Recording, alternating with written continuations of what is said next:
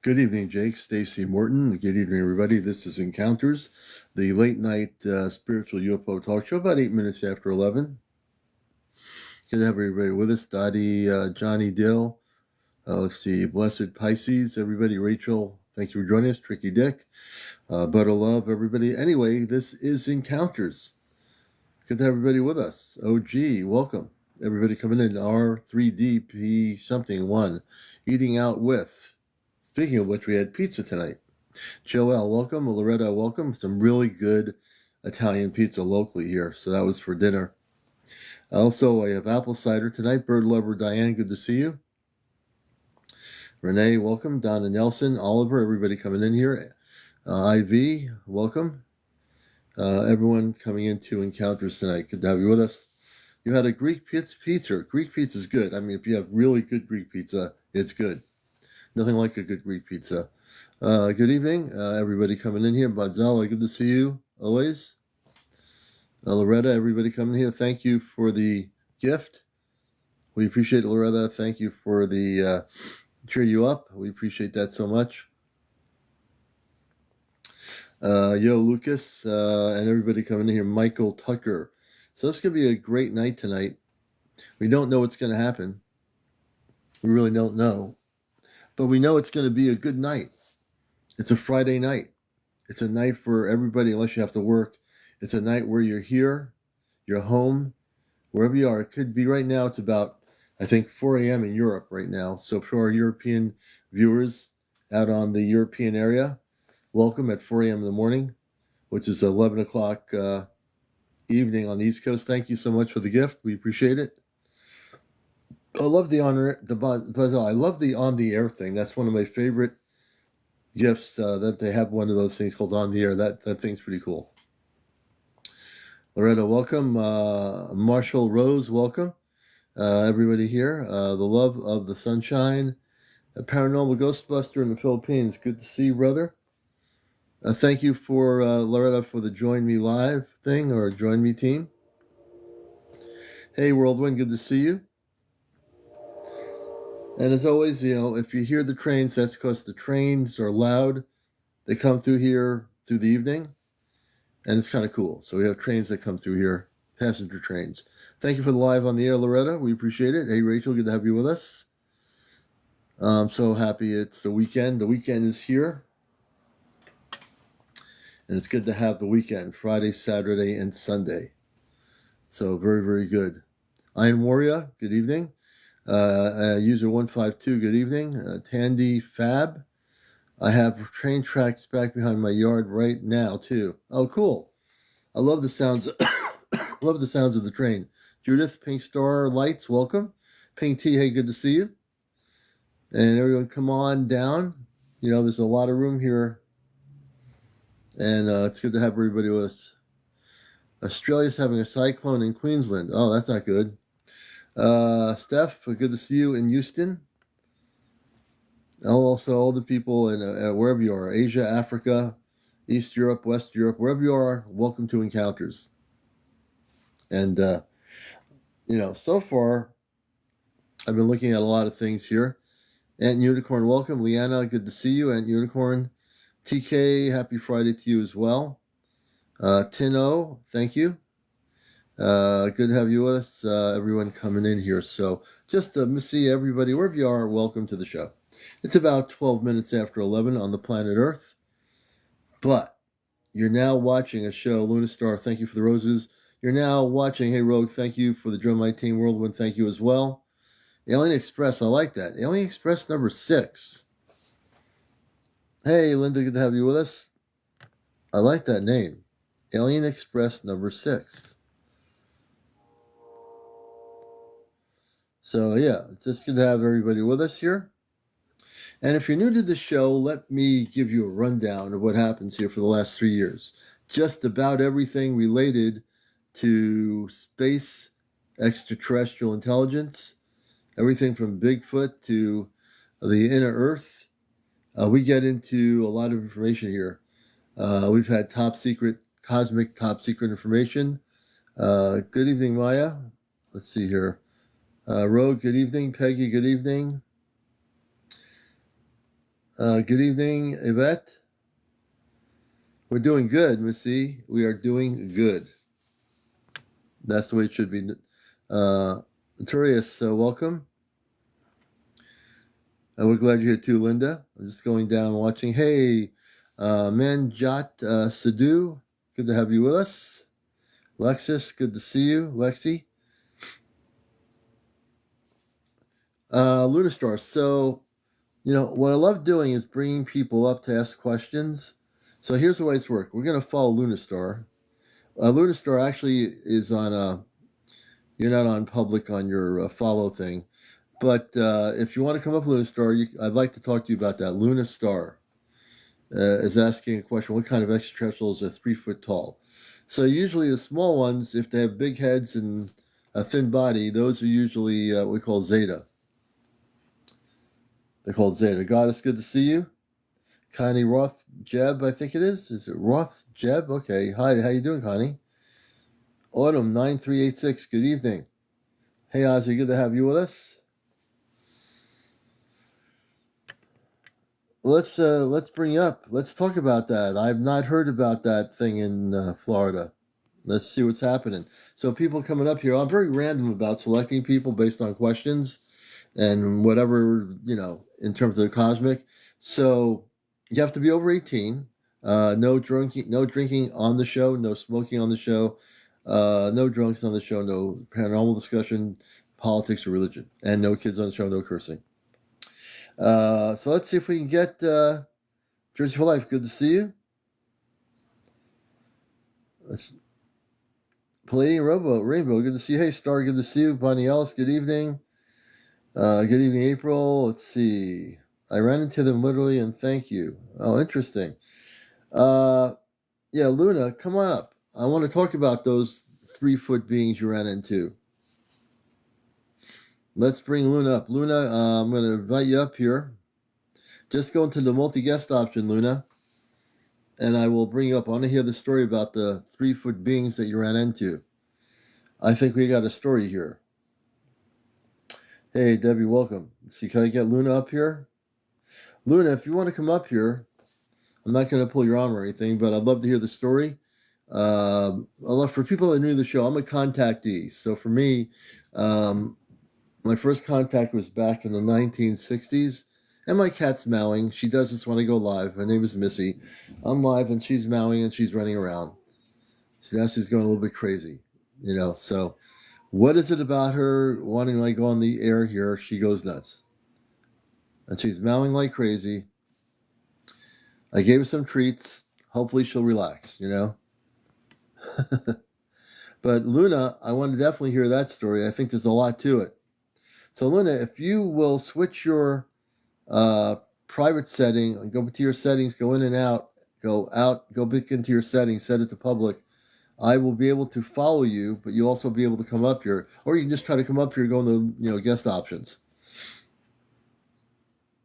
Pink Starlights, yes, they are saying Starship from SpaceX, but no, I don't think so. I'd have to see the video to see whether it's SpaceX or not. I'd have to check that out. Let's see, Michael, welcome. Let's see who else we got here. I'm just going through the listings. Star, let's see, Play Rainbow. Leslie, welcome. And here's how it works here. The beautiful thing with me is I randomly select people based on their stories that they're telling me in their sentence. I like 100 videos from all over Florida. Let's see if we can get this. So Pink Star says there's over 100 videos from all over Florida. Now, I haven't seen what this is, so I can't tell you that it is SpaceX or a big satellite or, actually a spaceship. That I'm not sure about. Okay. Hey, the Crafter Girl Boutique. Good to see you. Hope you're doing well. Harvey, welcome. Melanie. I think Melanie, yes. Melanan. Is there a way to send you a video? Yes. If you send me a video regarding this thing, I can review it. Peggy saying the SpaceX blew up. So I think we need to investigate this thing offline and see whether that's what happened. I usually know if it's SpaceX. I've seen videos that are SpaceX videos that people thought were something else. Corey says, Florida has a mothership sitting off the coast.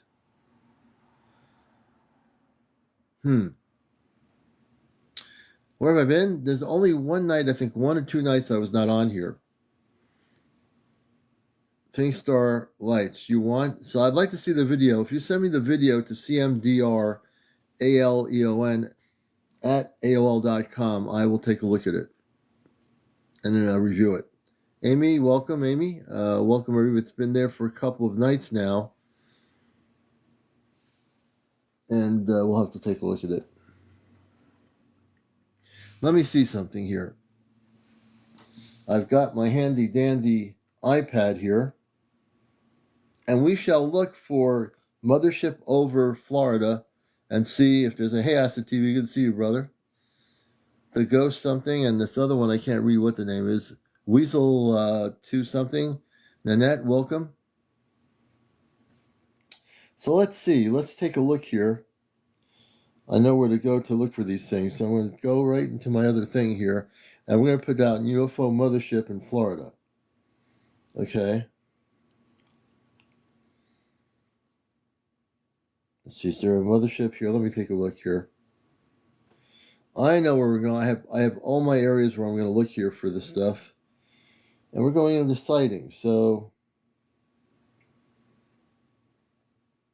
I'm looking for something, not just a dot, but something. Now in Phoenix, okay, no, forget that. That's old. I'm not seeing, well, they're showing a sighting in Queens, New York. I'll show that one later.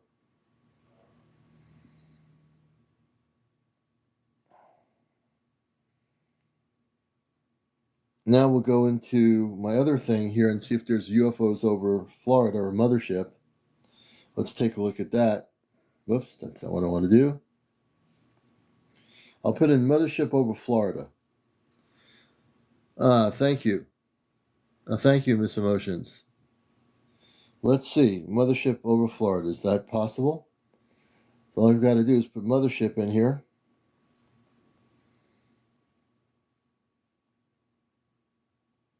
Over Florida. I'll see if there's anybody who has video. Obviously, someone must have videotaped this thing. So we're going to take a look. It was Miami. Okay, over Miami. Okay, let's take a look at that. Miami, Florida.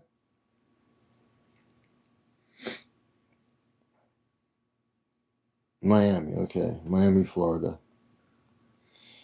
So we're doing this right now and see if there are any videos of a UFO over Florida. And I'm looking and, oh yeah, there's a thing saying Falling Angels Insane UFO Florida. Is that the one people are talking about? It's been on here. It looks like a big thing is like moving. And some people are saying that's the SpaceX. Now that could be SpaceX. I'm looking at a video here.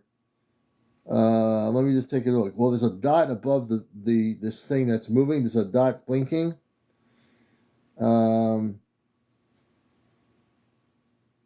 Yeah, this thing looks like it could be something else. Let me take a look here.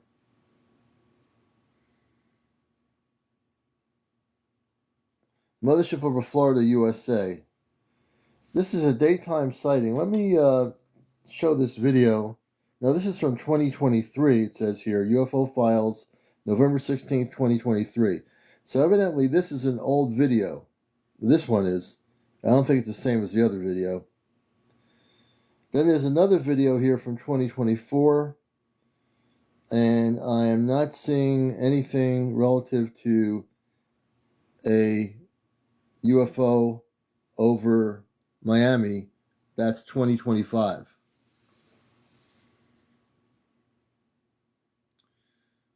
Yeah, in New Hampshire, there was a video that claims to be a golden light of portal light over the snow that a couple videotaped in their backyard in New Hampshire. It's in Pensacola. So we have to go to Pensacola. Let's see, over Pensacola. Okay, let's do that. We will do some research here live on the air based on what my audience is telling me here. Let's see, Pensacola, Florida. Now, there is a video that's been out there for a while about a mothership over Pensacola. That was from a couple weeks ago. I'm not seeing, again, I'm very interested in talking about this thing. So Pensacola, on the beach cam. So let's take a look at the beach cam. I'll show this to people. And this thing was back in January 28th. This is a January recording. And you can see the clouds and the water and what appears to be, if this is what people are talking about, I'm just going to show it for just a minute. Welcome to Encounters, 11:24 in the evening here. Welcome everybody to the show. And I can't believe we only have 164 people on here right now. Yeah, it was a couple weeks ago, Resistance, I think. So this is January 24, and this is from a live cam. There were many of them, a whole fleet, this person says. And they're showing this cam. And it looks like there's more than one. Yeah, this is a couple weeks ago. So is this the one people are talking about? Let me show it to you. And we're going to go to this little webcam footage from Pensacola. This, again, is a few weeks ago, so keep that in mind.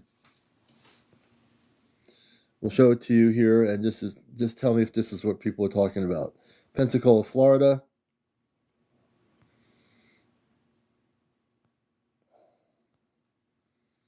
Is this what people are talking about? This is back in January. This is from the Pensacola webcam, beach cam.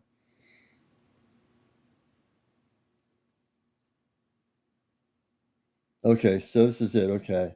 Evidently, there were supposedly, at the time, there were more than one of these things. This is one here. And evidently, according to the documentation, there was more than one of these things. And it looks like there's more than one. You see that one there, and I'm trying to see if there's more. Oh, that was weird. There's the thing right there, right? That's what everyone's talking about, right there. And it looks like there could be more than one out there. But that's the one I see. No, that's not it. Well, this is over Pensacola, according to what people are telling me. So I would agree that Pensacola, I've seen this video, this footage from Pensacola. And then, the one thing I am looking at is the thing that flew by. Watch the webcam. This is the webcam. Okay, and watch what's going on here. This I didn't notice here. Now, in the webcam, it shows something else going on here. If you watch the webcam, and this is Encounters for entertainment purposes only, there's something that flies by really quick. Hopefully, let's see. Did we miss it? Somewhere in this little bit of video cam. Hey, Scott. Hey, Kate. Good to see you. There's like a white dot in the sky, cloudy sky. And I don't know, but look at this. There was definitely something that was like shot by. Look at this. Watch this. I want to see if that thing is like some sort of white object or something. I know, I did see it. Like, there's that thing there, and then you're going to see something shooting out. Not from that thing. You'll see something like in the beginning of the video that shoots by it or something. I can't be losing it here. I did see it on the cam. It's something went by it. Where is that thing? I don't see it now. There's definitely something in there. We all saw it.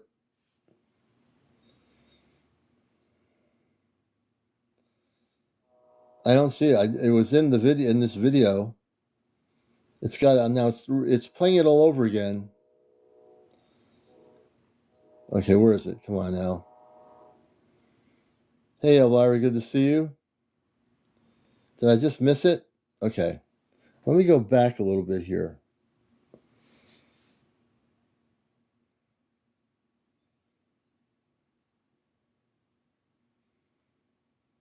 We're going to go back because that to me was important. Let me see. Did I miss it again? We're bringing it back a little bit more. Again, we're going to review the video here a little bit more on encounters.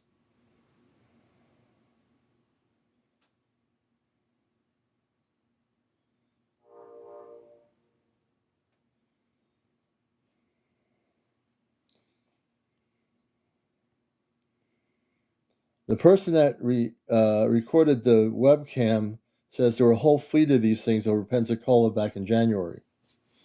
Again, it's for entertainment purposes only. There's a white dot there. See that? It looks like there's two of them. One there, and there's another one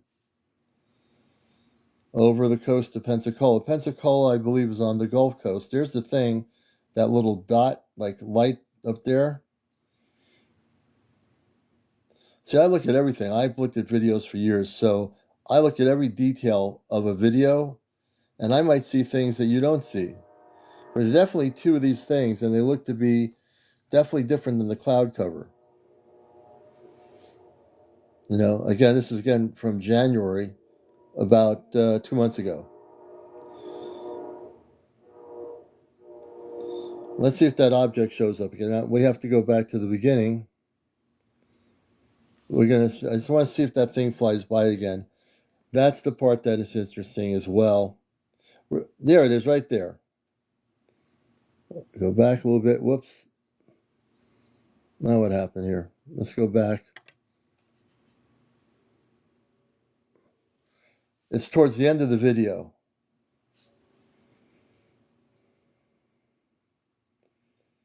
Yeah, when we get to the finally, or right before finally, you'll see it. Almost near the end, and it says finally. Do we see it again? I'm watching. We're almost there. Yep, right there. All right, I'm done with that. Let me go back. All right, so now we get a really interesting thing going on here. All right, we all saw that.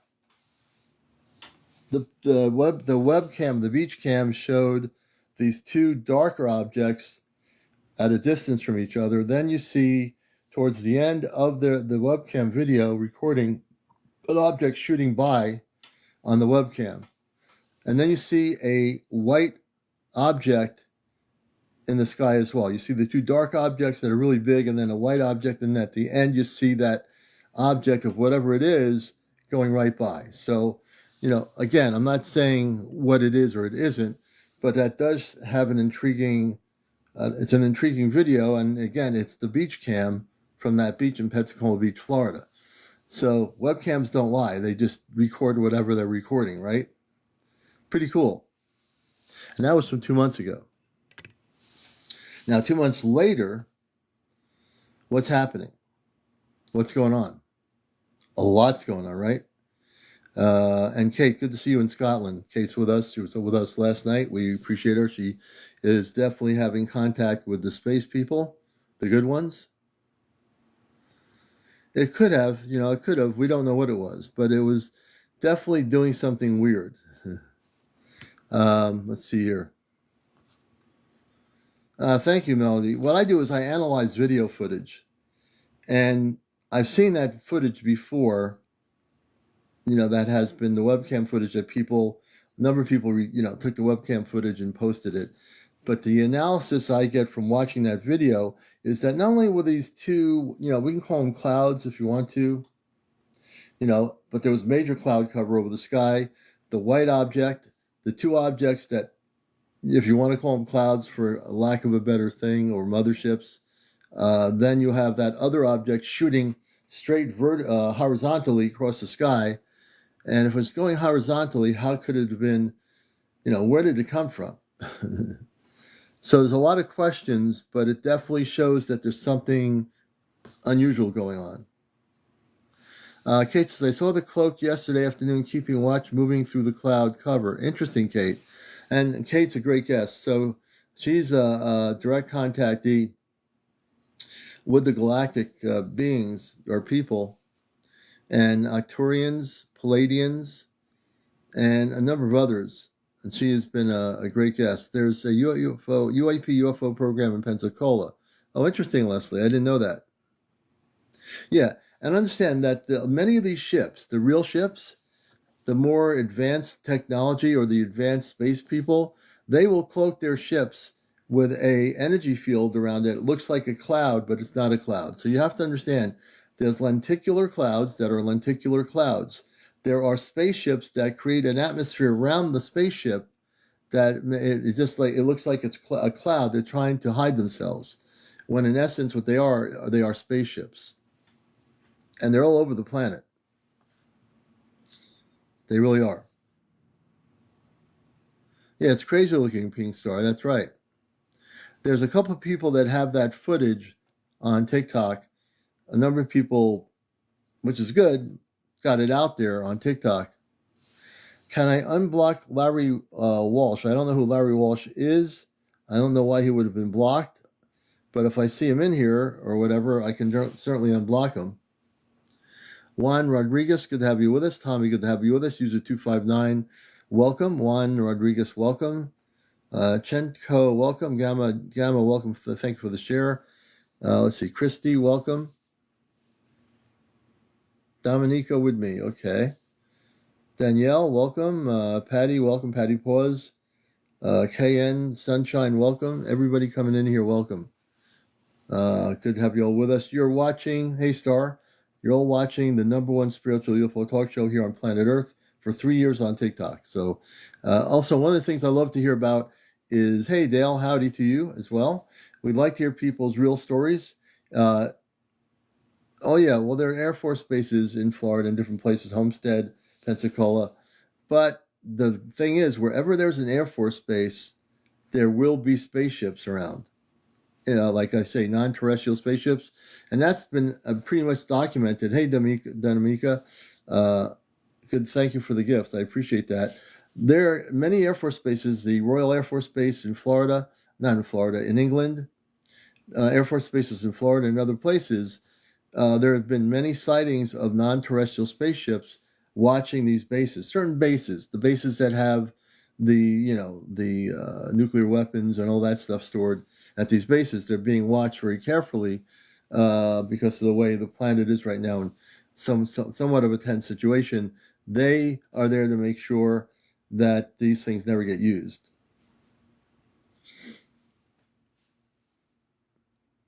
Gazella Adams, why was content that they don't like to be called extraterrestrials? Interesting. Gazella Adams, we're going to bring you up here. And the one thing we don't like to call them is aliens, because they're not aliens.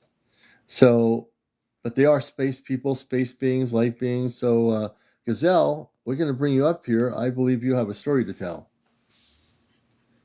I just sent you a request to join us, and I'd like to hear what's been happening. Yeah, thank you, Timmy. Yeah, Star Family. That would be correct, Kate. Star Family is true. Galactic family, cosmic family. All those things are a beautiful way to express it. Happy birthday. Thank you. You know what? Today's not my birthday, but thank you. How did I have a birthday today? It's March. What planet am I on? My birthday was actually last month, but I'll celebrate it today too. I don't mind. I'll have another birthday. This is just great. You see what happens? Now all over the world of social media, it's my birthday. I'll take it. Thank you. 2 birthdays, one last month and one this month. That's amazing for me. Kate, I agree with you. Don't call them UFOs or UAPs. They're not. Or extraterrestrial. They don't like it. So they are star family. For technical purposes, the lower vibrational beings, I just call lower vibrational beings. My star family, Ashtar Command, men and women, I call them star people. I prefer people, star family, galactic family. Yes. Now everyone thinks it's my birth. Everybody thinks it's my birthday today. This is amazing. Did I miss something? Thank you so much. Enlightened. Thank you so much. Thank you for the belated birthday wishes here on the cosmic level. We appreciate it. Server 144,000. It says, I have Venus birthday. Love. Beautiful. Beautiful. Hey, Day, welcome to the show. Angelica says, so you're either an Aquarius or Pisces. So I'm February 27th on Earth, so I'm a Pisces. I've been a Pisces all my life, actually.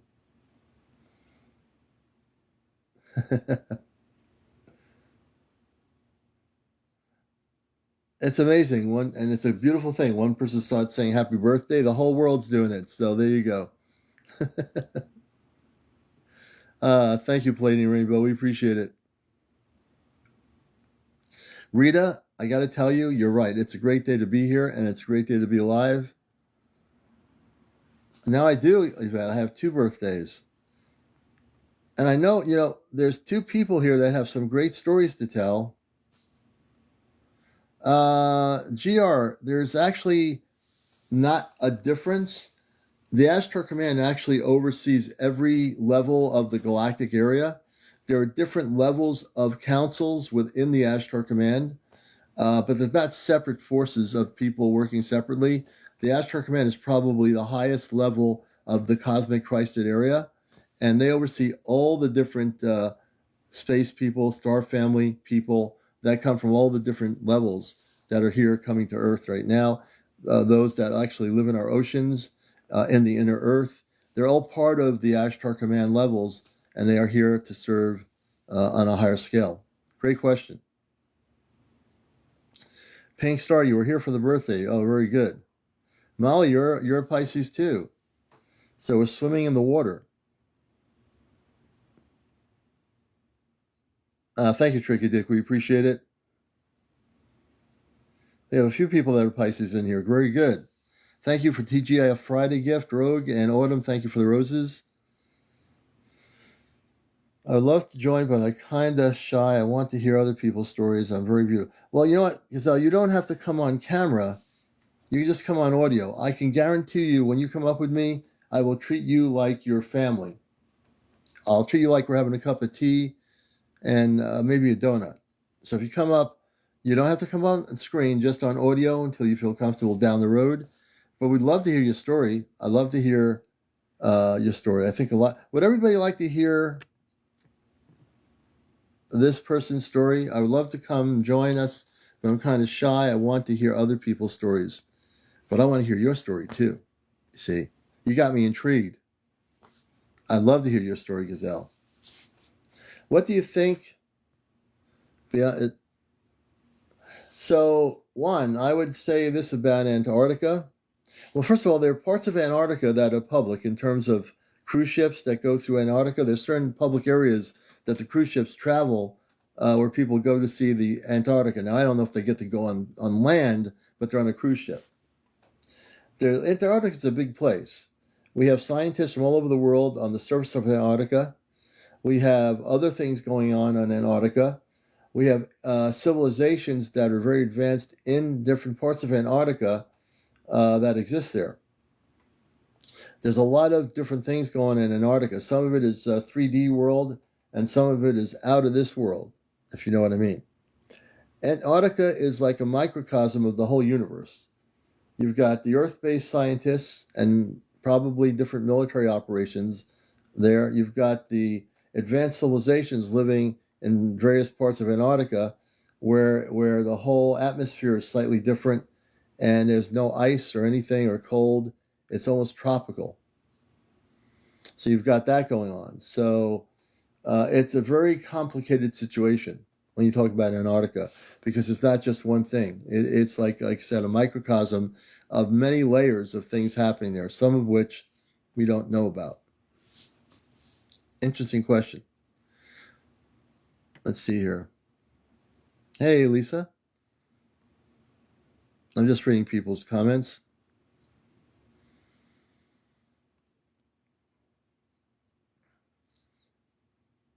See, a lot of people would like to hear Gazelle's story.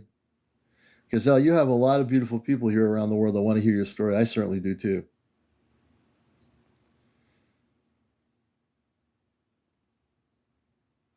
And it is a very relaxed. As Kate was from Scotland. She came up the other night for the first time, and I guarantee you'll never be shy after being on the show. Timmy says, can only go to 1% of Antarctica. Antarctica Treaty won't allow anything else. Yeah, that's true. Antarctica, there's only 1% of the area, which is where the cruise ships probably are told to go. The other 99% of Antarctica is off limits pretty much to the public. And as I'm speaking, let me drink some apple cider. Have to drink a little bit of apple cider here.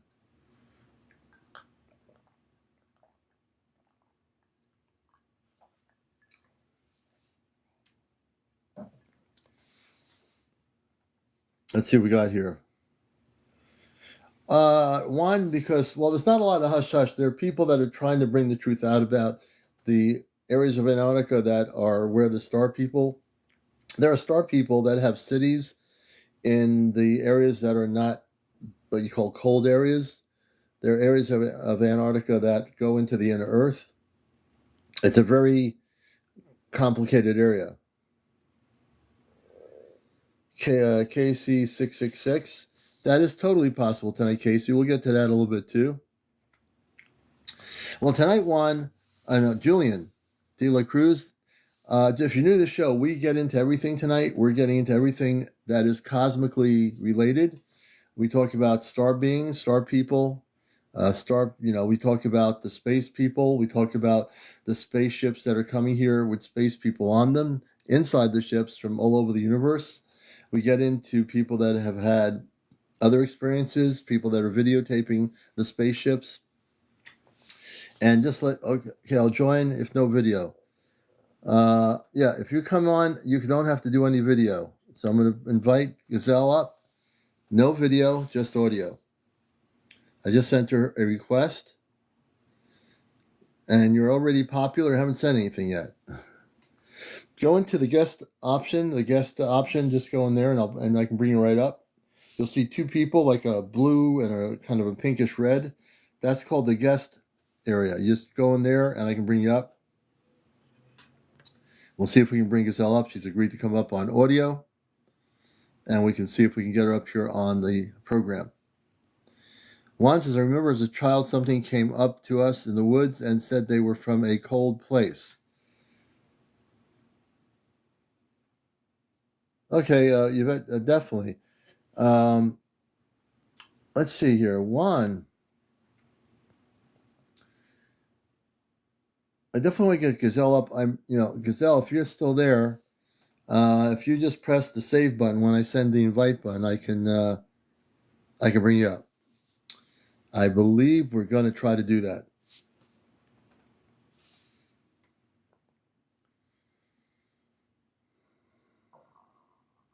Hey, Raindrops, welcome. Casey, what happens after contact? After real contact happens on the planet, I mean the whole planet, we're going to be living in a whole different type of environment. When I say that, great question.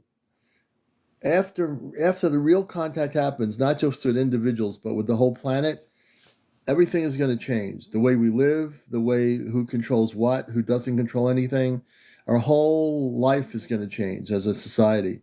It's really going to be beautiful. We are going to have such beautiful things. Jennifer, thank you for the heart me. It's going to be a very beautiful experience. It's hard to imagine yet because of the world we're living in, but just imagine or just try to think about where we're going as a society, where we're going as a planet, as a people. Way different than the way we live right now. Totally different. Not comfortable speaking. One, if you come up here, I guarantee you, just like I said to Gazelle, you'll be treated very comfortably. You can relax. I'm a contactee. I've had my own contact in the 60s. I've been involved in the subject for many, many years, and I treat everybody like family on here on my show. So if you come up here, one, I'd like to hear your story. Just take a deep breath. We're not going to bite. We're not going to hit you over the head with a rubber hammer, but we will definitely be willing to hear your story. I want to know who the cold people were. When you say the cold people, you got my attention. Hey, Vision Flow, how will we know the difference between Contact and Project Bluebeam? Great question. Vision Flow, we're going to invite you up here. I'm very spontaneous, and let's see who takes the hook on the fishing hook here, cosmically speaking, to come up and interact. So we'd love to have you up here. Let's see, it's at where are they going here? Vision Flow, come on up. Good question. Don't be shy, people. You know, you're going on the biggest talk show here on UFO spiritual areas here on Encounters. We'd love to have this beautiful conversation. Let's see. Yeah, that's true, Kate. Well, I'll tell you right now, Project Bluebeam is not, it's only as real as you believe it to be. When I came on the internet before they had TikTok and all the social media, there was just internet websites and PCs. You didn't have all this stuff here. And somebody started along the line something about a Project Bluebeam. Now, I always joke around about the difference between a blue beam, a green bean, a red bean, an orange bean, and a purple bean. What I'm trying to say is no one's ever seen a blue beam. But the difference is that there are real spaceships from other planetary systems of real star people, real star beings that are actually coming to Earth. Now, I've never seen a green bean coming to Earth or a purple bean, not even a pea or a corn bean. So what I'm trying to say is it made me go to settings. Hold on. Okay. We're going to get vision up here. So I guess you have to change the settings to go to make sure you come up here. Good. So I want people to realize that whole thing with the blue beam, seriously speaking, has been on the internet for years. Way before TikTok, Facebook, and all these social media apps even existed. I've been very steadfast on my radio program to say that Project Bluebeam, even if the most highly decorated person says it's real, in sense of reality, I've never seen what it looks like or what it is. So therefore, it does not exist. What does exist is this: you and me, encounters, people's stories about having contact with their star family. That exists. Those things we can touch. Those things are tangible. But over the years, I got to tell you, I've never seen what is called a bean or a blue bean or a green bean or a yellow bean. I've never seen anything like it. Half Pint, good to see you. Mary and Ray, good to see you. And Anunnaki land up in the I almost said Adirondacks, but it's the Appalachian Mountains up in Pennsylvania. And we're going to try to get Blue Vision up here. She's trying to get up here. Yeah, hologram. Blue CJ, that's true. So is there like a holographic thing? Thank you so much, Jennifer. I can't do it unless it makes me also choose camera. Oh, then no, you don't have to choose the camera. Well, yeah, choose the camera, but you don't have to come on the camera with your camera. You can come on audio. Yeah, so choose the camera. I'll show you how to do this. You won't come on the camera. We'll just see your little picture, but you won't come on the camera. You'll just see the picture.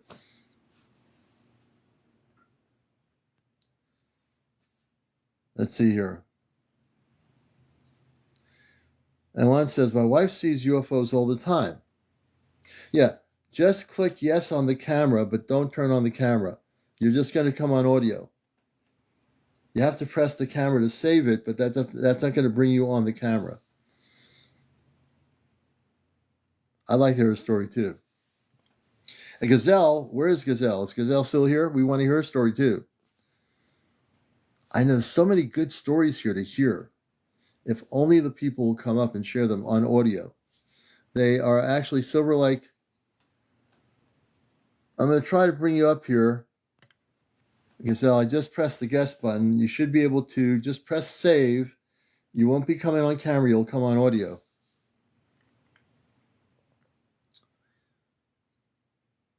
Let's see if we're going to get that happening here. All right. I got one of the people up here. Let's see. Vision flow. Okay, we're going to bring you up. Okay, vision, perfect. No camera, just the picture. Oh my gosh, Vision there flow. we go. How you doing? Hi. Good I'm to have good. you How with are you? us. We're doing excellent Thank here. you. I'm trying to get everyone out here who's telling stories and trying to pull them up nicely. You're the first one to actually come up here, so that's great. It took So me a let's talk second, about. but I'm here. Yeah, so your question was about the blue beam and everything. How do we know what's real and not real related to that? And I thought that was a great question. For years, even before the internet, like I said, before we had all the social media, except for the internet, somebody somewhere on the internet, and I have no idea who it is, came up with this whole thing of blue beam. And I've always tried to look over the years quietly for what people call blue beam. I personally can say that I don't know of anybody who's seen anything like a blue beam. Now, is it possible that the green beans have some technology to do a holographic image in the sky to kind of confuse people? The green beans might have something like that. I've never seen it. Are you still there? So my yeah, my preoccupation with all of this started when I saw Bill Cooper speak in, I think, 1990. I saw him speak live, and I don't think that's where blue beam came from. So I don't really know exactly Yeah. where I got that idea, And Vision, say but hello to the Gazelle. whole I'm thing like, being, yeah. I want oh, you. I hi, get Gazelle. Gazelle. Yeah, I got you both up Hi. here. So everyone. I mean, we're gonna Oh get shit. yours. My fucking Uh, uh, phone died, bruh. uh, uh, I uh, uh, just joined the fucking live. Give uh, it to me, please. uh, oh, oh. That was not Yeah, good. I don't know what that was, but We just took that person down. I don't know no. what's going on with that. That's not happening. Not happening. Right. I think that person is going to Well, be going bye anyway, bye. Go ahead. so probably. You're good. You're good. So let's just get Yeah. focused here again. Go ahead. You were So, saying. okay. After I heard Bill Cooper speak, I went to see him live, and I really started looking into everything quite in depth. And I don't know where I got the idea of Project Bluebeam, except that I know I've had it in my head for a really, really long time, more than a decade, I'm sure. Mm-hmm. And I see it as, the way I understood it is that, yes, there would be a hologram projected, it, kind of like with everybody's vision of their own idea of what their spiritual leader or entity is. So for some people that could be Christ, for some people Buddha, I don't really know, it could be anything, but like everybody around the world would be able to see it. So Yeah. that's interesting in itself. But the problem being that it would be a false or fake way to instill fear and like follow a narrative, get everybody to do something, control basically. So that's how I understood it to be. Yeah. Yeah. And that's a good way of analyzing it in terms of defining it is a way the Project Bluebeam, if we want to take it from the perspective of a way to try to control people and control the narrative of contact versus something else, that would be a good defining part of it. I know that Dr. Stephen Greer has talked about it. I'm not sure. I know I met him once in 1990s, did an interview with him. I'm not sure I agree with him on his analysis of Project Bluebeam, but I think there's too many other things going on that are so real in our lives that for me over the years, whenever I hear the word blue beam, I kind of like get a thing like, okay, so many people bring that up, and some people bring it up in a Yeah, way for a great it feels discussion. And very kind of mainstream. yeah, very mainstream now, Yeah. And I think what we're talking about here, a lot of times you've been watching the show, I know you have. We've had people, interestingly enough, here that you don't see anywhere else, even on YouTube shows on UFOs, people that are having contact with star people. Usually, Mm-hmm. all the stuff you hear on YouTube, Mm-hmm. I have a YouTube channel where all my shows are on there, but you'll hear people always talk about contact with low vibrational ETs. You'll never hear most of these people talk about contact with space people, star people that are like us. On my show here, you hear it all. I mean, you hear about the low vibe people that have been abducted by the low vibers, and then you hear about the other side, which is really most beautiful, is people like Kate, my friend April up in Vermont, and other people that are having physical contact with the star people, what we call the star family, are men and women from other planets that have families just like we do, but are spiritually more advanced than our consciousness. So you don't get to hear too much of that. Even Dr. Greer, when he talks about his contact, you don't really hear him talk about specifically what they look like, where they're from, or what have. I might have missed a few things over the years, but I don't. I think he doesn't really ever get into that specific. Yeah, I don't think he does. I'm more along the lines of I've for a long time I was following everything Emery Smith did. I'm really familiar with Randy Kramer. Um, there's this other name I'm trying to think of her. She channels. Hmm. She's not that well known. I can't remember. I saw her at ESETI. I live right by ESETI, by the way. Oh, So you I've, do?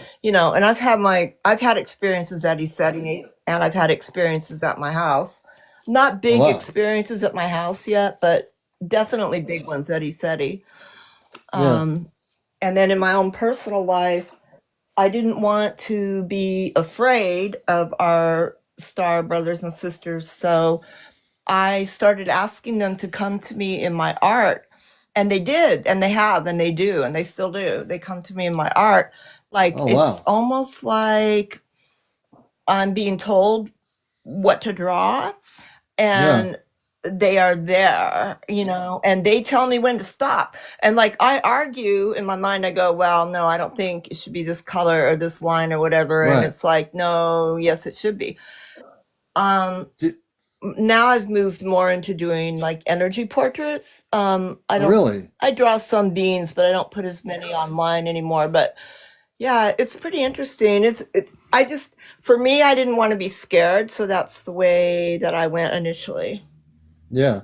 Do you have any of that on your TikTok page? The space beings? I have very little on my TikTok page. I have a Oh, lot really? on my Okay. Instagram, and that is Oh, okay. it's yeah, but you have to scroll way down to see most of the beans now. I Hmm. certainly I can send you some of my old ones, my beans. Like I said, I've kind of changed it up a bit, and I kind of keep the beans more personal to myself now. Okay. But Yeah. it's interesting too because when I go to hashtag the art, they tell me what to say. It's a trip because like one of them they have senses of humor, and one of them was Oh, telling yeah. me that he wanted me to write in the hashtag who took his pearls. It sounds wild, I know, but Yeah. they're funny. They have a sense of humor. Oh, yeah. And can you tell us the space people that your star family that you're in touch with? Can you at least give our viewers a description of what they look like? Oh, there are all kinds. I've all kinds. Hmm. From Yeah. like praying mantis. I saw a praying mantis in the middle of a river.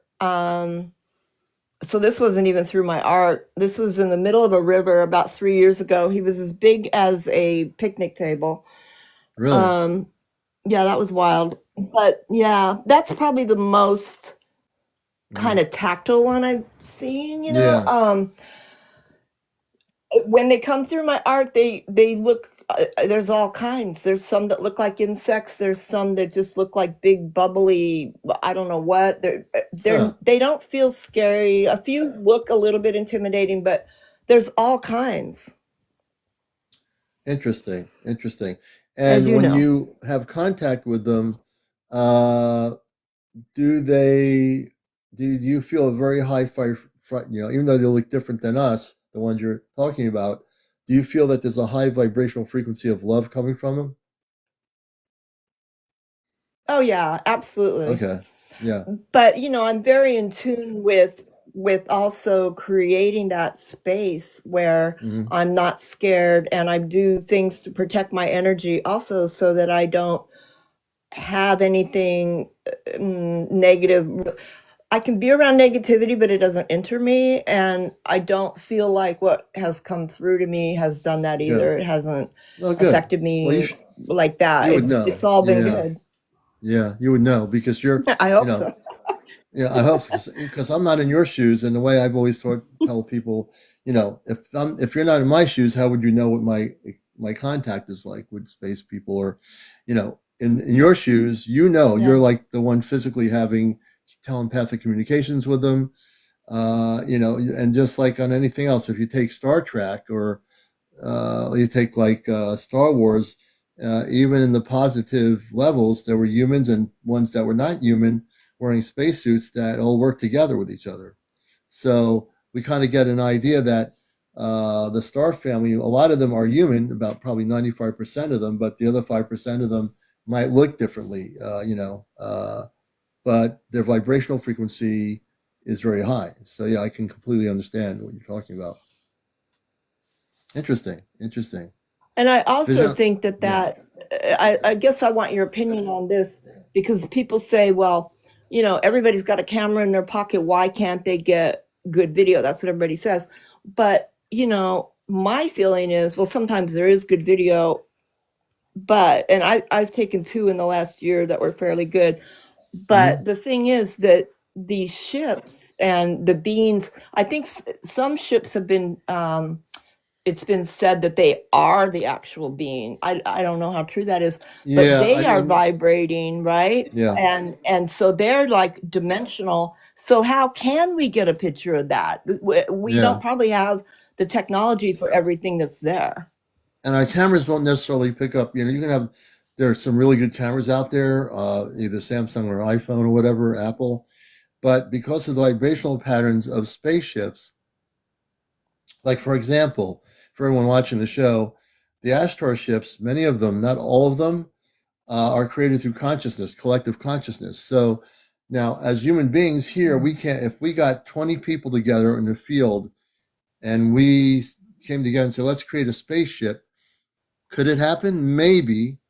But our star family, they can create spaceships out of consciousness. So for us, we're saying, well, how could you do that? On Earth, we can create spaceships with nuts and bolts. We can't create spaceships out of consciousness. NASA can't do it. Area 51, well, Area 51, I don't think can do it either. Um, but the star people have the ability to be on ships that are created through collective consciousness. Did you know that, folks?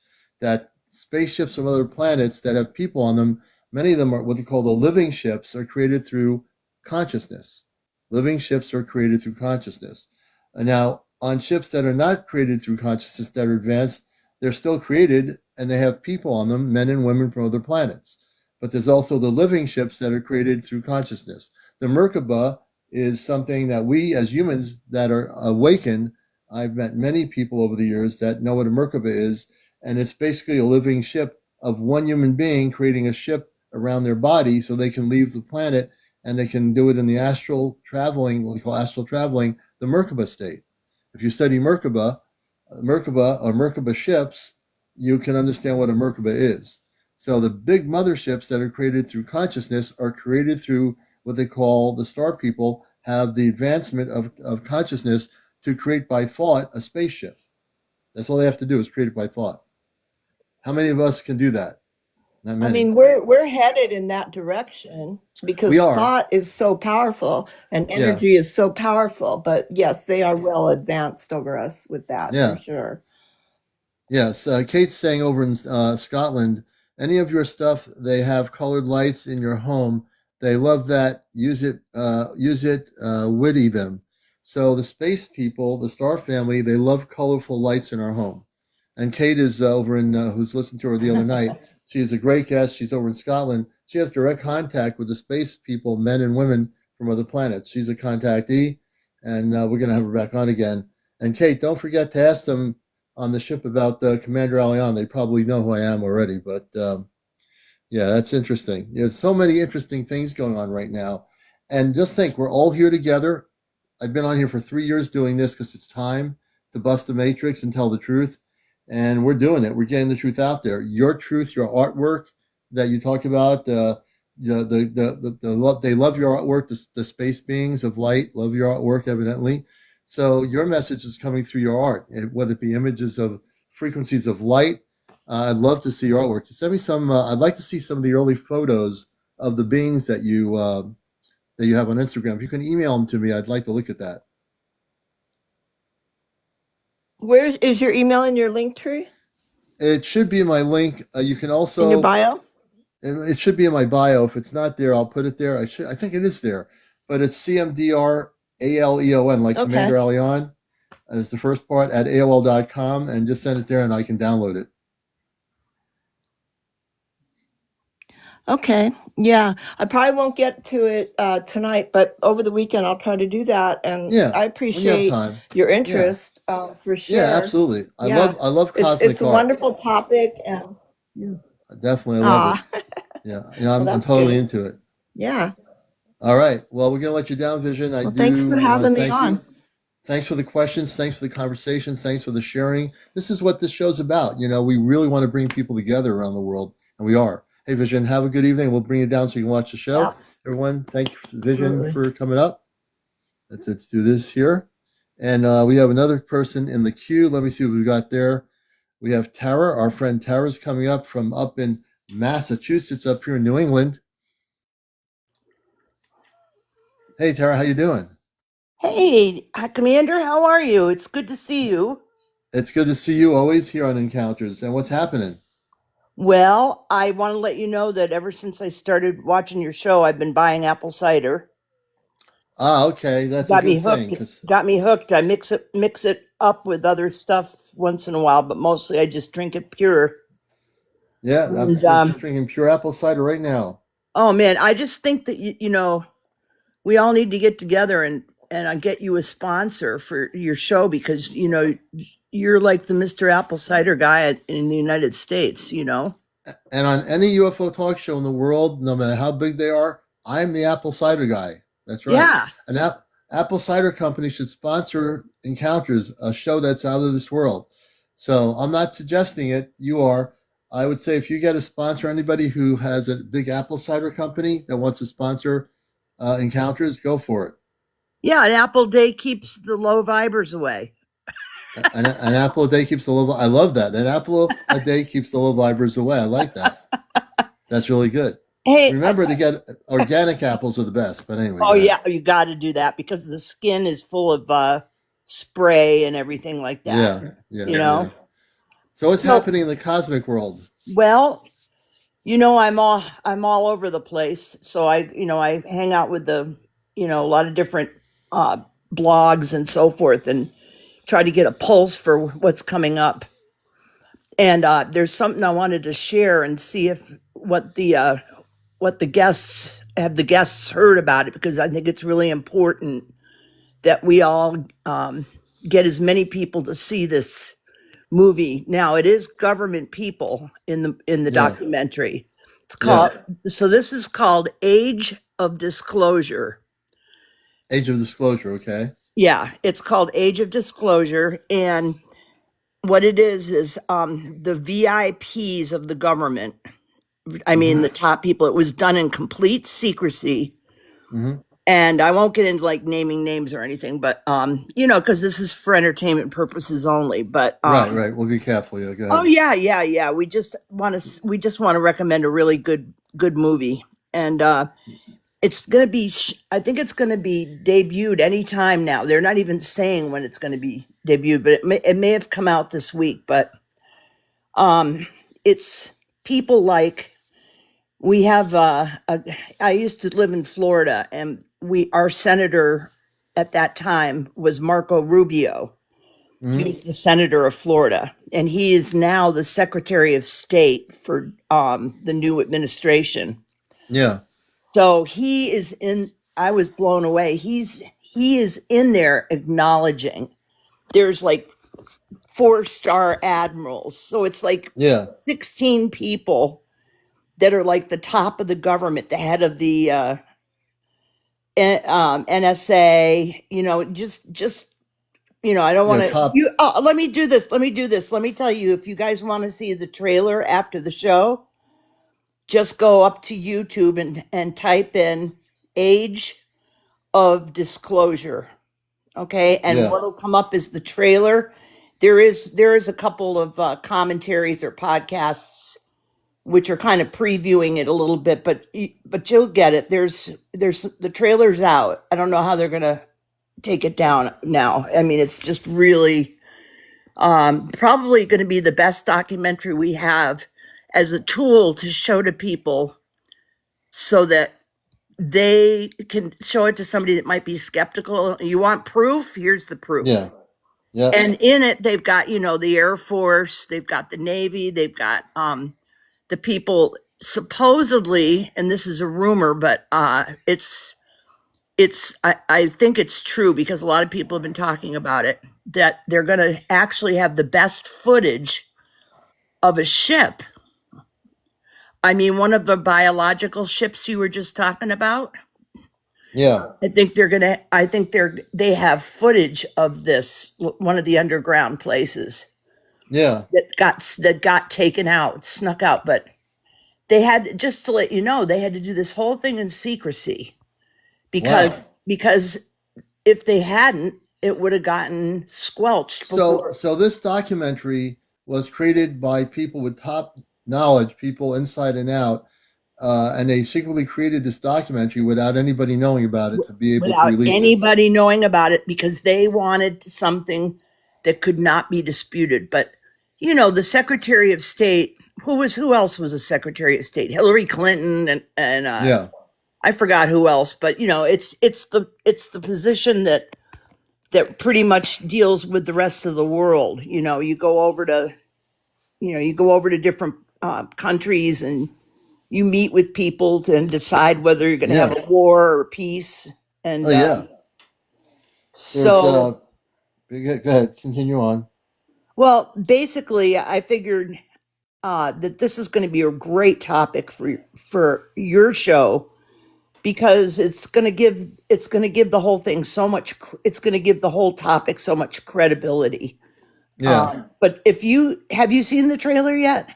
I've not seen the trailer. I've seen like pictures of the trailer, but I've not seen the trailer itself. Okay, good. Just shoot me. Just tell me what you think of it. I was blown away. Yeah. I'll have to Um, take a look at that.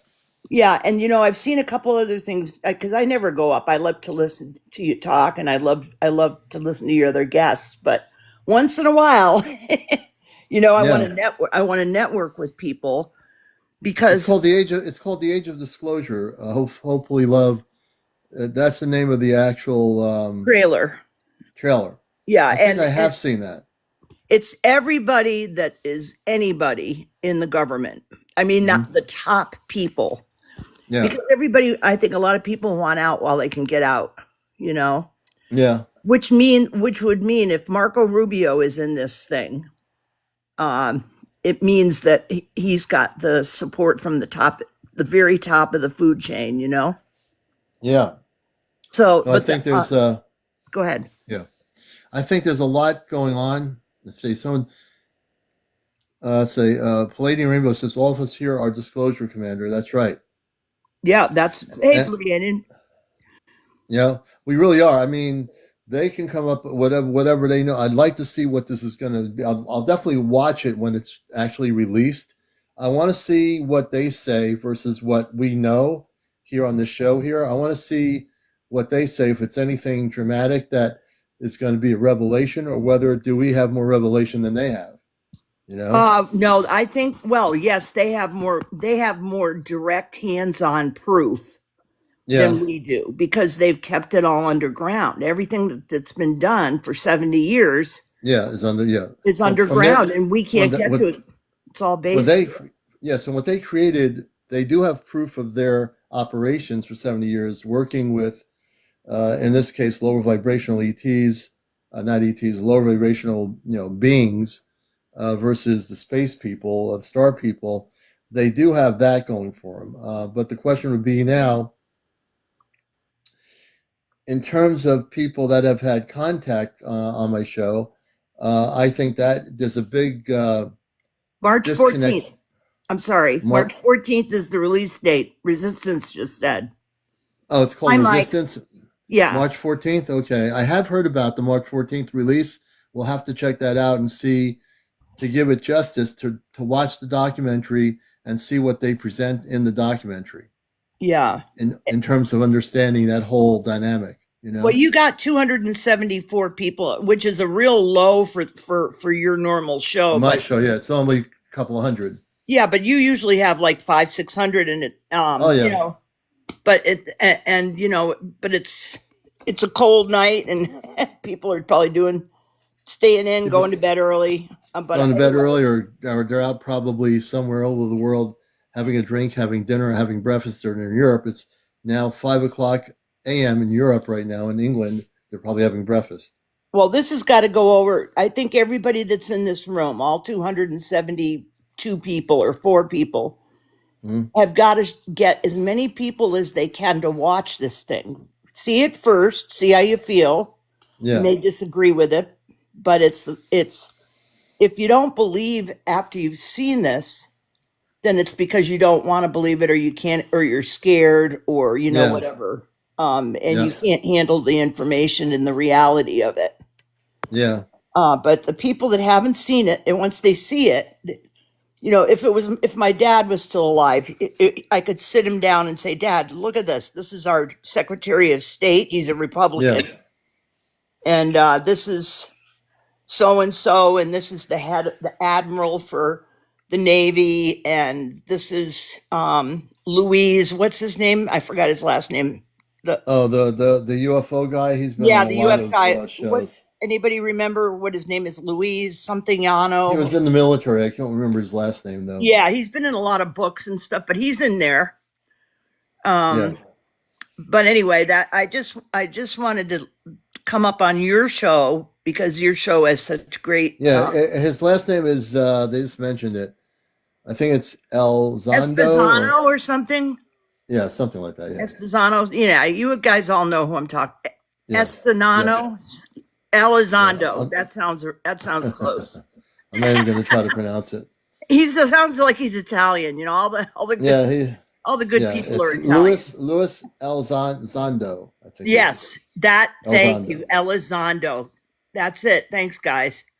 Yeah, he's big, and so have I got time to talk about one other thing Yeah, with and you? then I'm going to bring Half Pint up. Oh no, She because let's get Half half Pint. pint up. She's telling me I'm getting a special download so I can see my guards that are here with me in my house. No, let's get half Uh, pint.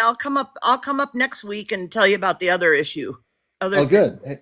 Hey, Tara, thank you for coming up. Always. Thanks a lot, Commander. Thank you.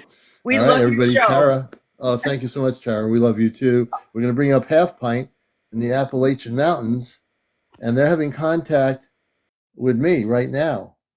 I'm just kidding. They're having contact with the Anunnaki, Ray and Mary. They're broadcasting all the way up on the Appalachian Mountains. Where are they? What happened to you, Ray and Mary? Where are you? Oh, she says, I can't. After you just told me something. Oh, man, I'm telling you. Let's see here. Golden Crystal 61 says, what are the rods in the sky? I'm interested to know what that is, too. Oh, yes, she says she can't. So tell me verbally, I'll be surprised. Now I have to ask questions. Now you got my light bulb going here. So Mary and Ray, how did you find out about the that something's going to happen to me where I'm going to see the Ashtar guards that are in my house. Can you explain that to me, even though you can't come up? Thank you, Jennifer and Lavola. Thank you for the gifts. My star family. I'm very interested to, can you give me some more detail of all they've always come, I know they can't come up tonight, but they've come up many, many nights without a problem. But tonight, I can get it. Light love wins always. That's right, Kate. Kate's absolutely correct. Uh, yeah, don't worry about the political stuff. Just throw that at the window. What's really important is that we stay focused on the cosmic, on our star family, on the beautiful people. She can't come up tonight, Tara. But we'll find out. Hey, Tom Sawyer in California, welcome. You know, let's see here. She said they will be a big download. You will be special because you'll be able to see your God. So, Half Pint, when is the big download happening that I'm supposed to? Codes are going out tomorrow. A lot of people are going to be able to see things. Oh, okay. So, not just myself. You mean a lot of folks that are, I think, Mary, what you're saying is a lot of people, not just me, are going to be able to, when the downloads happen, we'll be able to see things. I think I get it. Interesting. Well, I know when I wake up tomorrow, we'll see if I got downloaded tonight. We'll see what happens, you know? In a little bit, I'd love to come up if I could. Been seeing orbs for a month and a half. Yeah, SFI, we're going to follow you, and you'll definitely be able to come up. Absolutely. And let's see, who do we have in queue? Oh, we have nobody in queue right now. We did have a few people in queue before. And if you have a story to tell regarding your contact with star people, that you're having physical contact, and a lot of my audience in the last 3 years have had physical contact, I definitely want to hear the stories without a question. Now, here's a video that I think people have been talking about. And this is the one that gets tricky because I've seen videos like this, and I think it is definitely SpaceX. But I'm going to show this video, and I want to get a consensus here. Is it SpaceX or is it something else? But we have somebody coming up here, I think. Okay, SFI Steve. We'll bring him up, and then we'll go to the video a little bit later and get your analysis of the video. You're watching the #1 spiritual UFO talk show, Encounters. I'm CmdrAleon. Steve, welcome to Encounters. Thanks for having me up. Yeah, I've been recording orbs since January 19th. It's been occurring every single day that the sky is actually clear. It's always to the east. And at first it was starting up around maybe about 4 a.m. Central Time. And as it's progressed, like they start being really active around 3:33 a.m. But the last few times I've caught them, they've started up around like 2:20 in the morning. Yeah. Actually, I'm fixing to hopefully go live at 2 in the morning to show everybody, they're still coming. Yeah. But from like my basic observation of them, there's this Serpentis constellation that always seems to be in the east, and it seems like they're like coming from it once it's high enough up in the air. I don't know if like there's a correlation to it, but Yeah. like I've been literally posting some clips on my account here, and I've been putting everything on YouTube because obviously here doesn't allow you to put a couple hours worth of recordings. Oh yeah, a couple hours. Yeah, that's true. Yeah.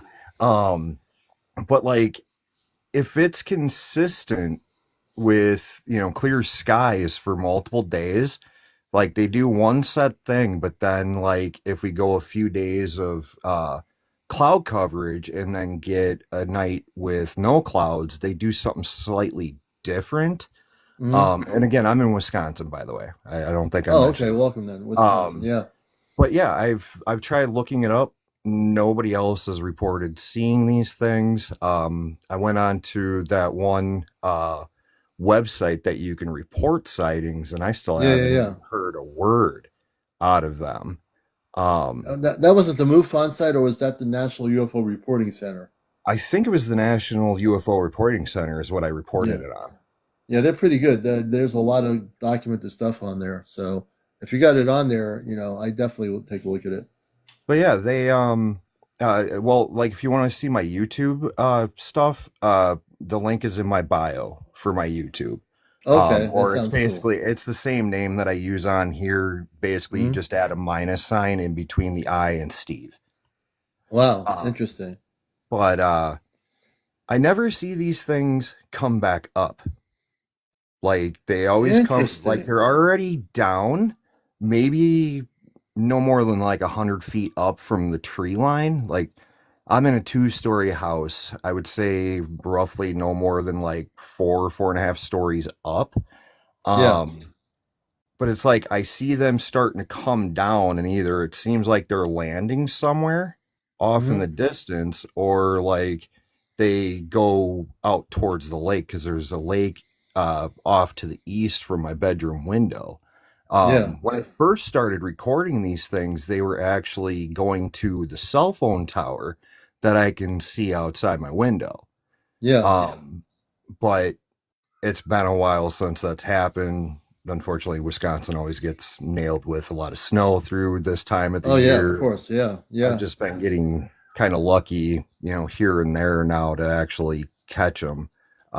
I think it was on like the first was the first time we went from Yeah. having complete overcast, then clear skies. They started coming down, which I believe they're on mission for Yeah. sure.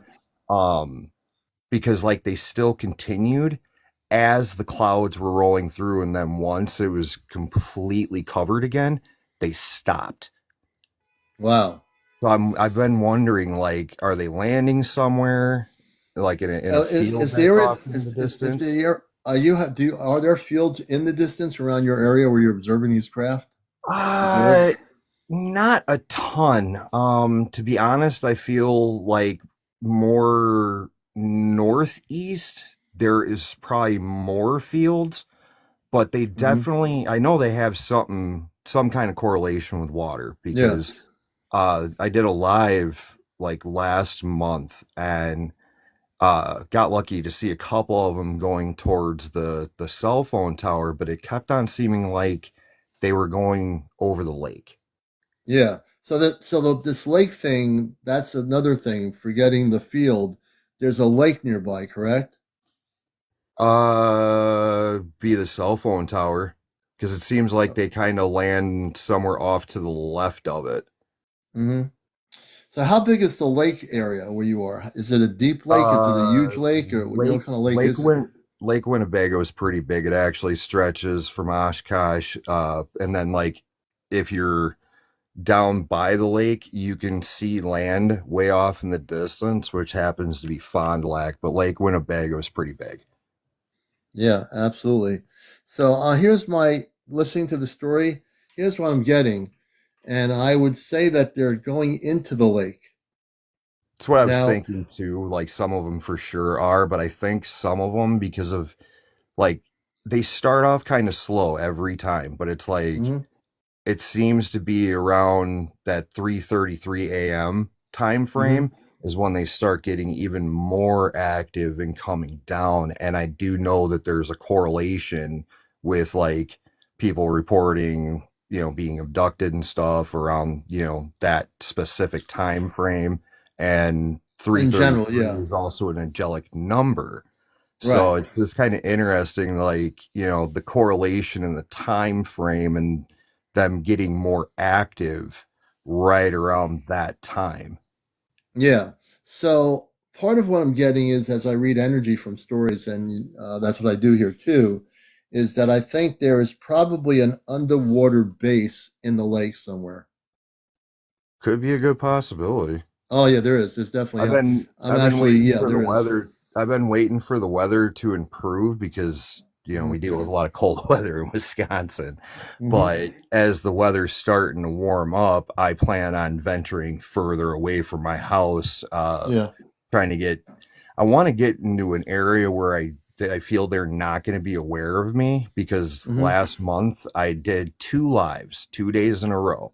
The first Wow. one, they were doing everything like normal, but the Hmm. second morning that I went over to the storage facility that's about the length of a football field away from the cell phone tower, Yeah. they did not really come by the cell phone tower. But then, as Wow. soon as I decided the following morning not to go down there, they came back to the tower. But it's been a Yeah. little bit See, since they've done the let me tower let thing. me let me give some information here because I'm tuning in a lot. You're dealing with a high vibrational energy of space beings. And understand that the orbs you're seeing operate in completely different vibrational frequency versus Earth-based spaceships, like NASA space rocket or the space station. Hmm. They're in tune with you, man. They are very highly intelligent people or beings inside those orbs, what you call orbs. And the orb ships, from a very high flight frequency, they're going into Lake Winnebago. Or I think it's called Lake Winnebago. You mentioned Yeah. there's definitely a base there. They're coming in from a very high frequency, and they know of you. I mean, the fact is, they know you very well, more than you even know that they know you. Put it this way, I'm just Hmm. learning more a little bit about them just from you talking to. So what I do is I can read people's energies from their stories. Yeah. I'm reading the story. As you tell me the story, I'm reading who they are, and I can tell you you're having visual contact with them now at that time in the morning. And I do believe that at some point you're going to, as you explore more with them, you will learn how to use telepathy. Do you have the ability to use telepathy? It's like I we're can talking here.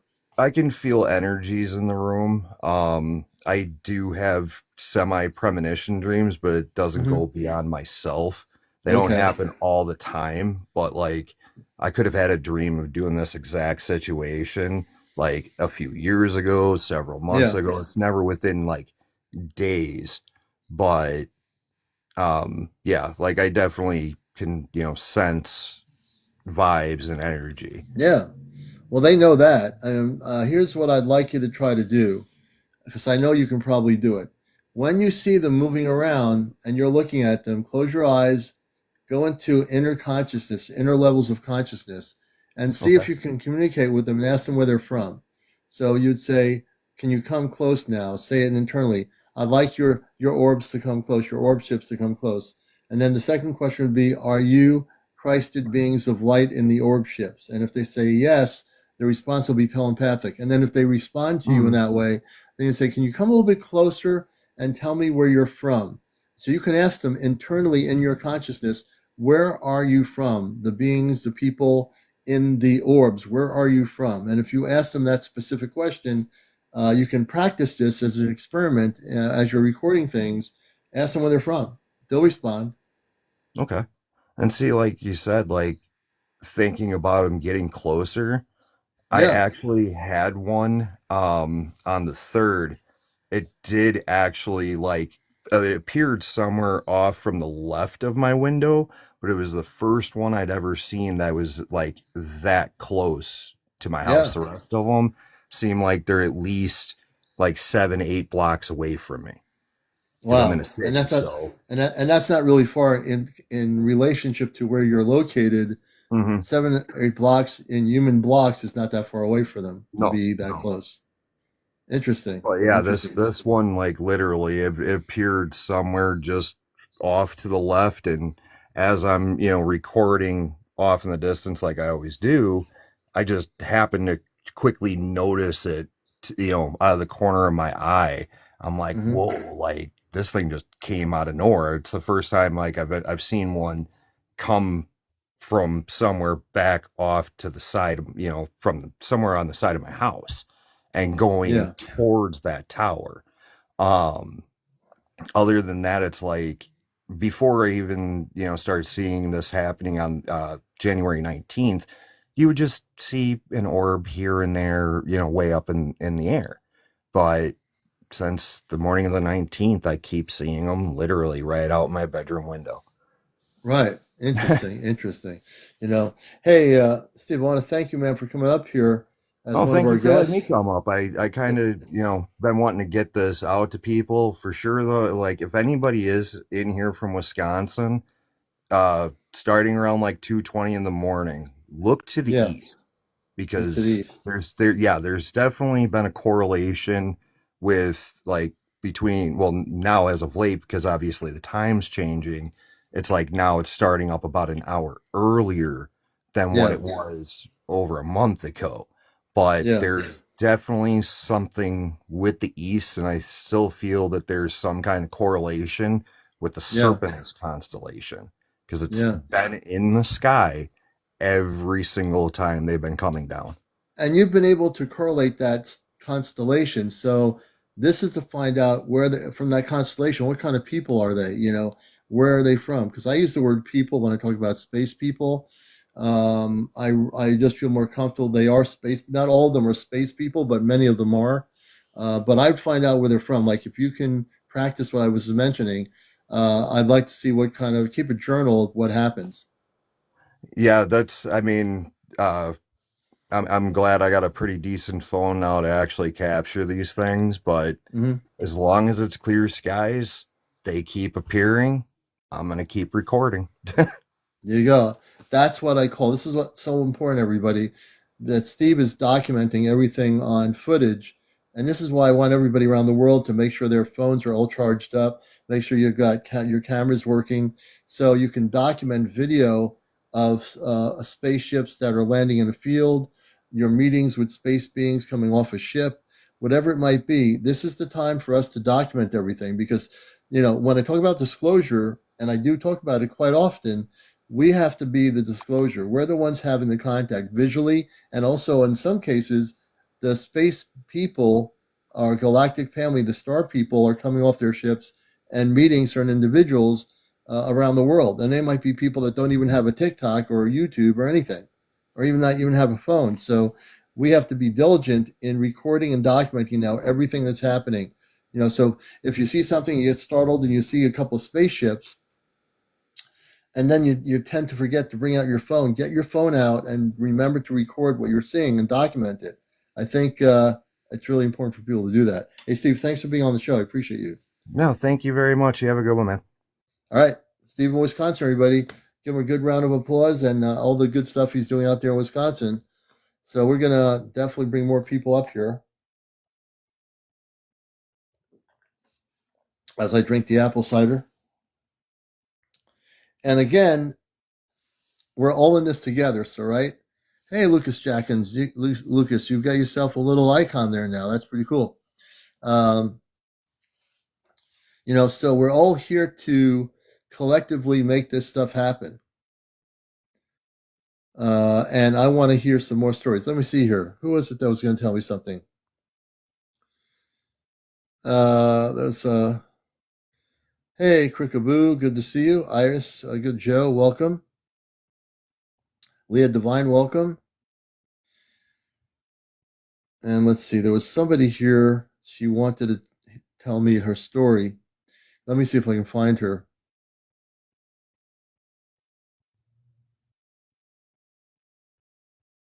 So John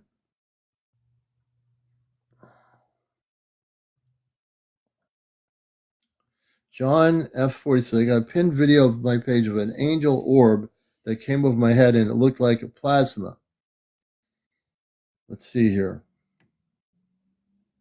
Oh yeah, I want to bring Golden Crystal up. I promised I'd bring her up.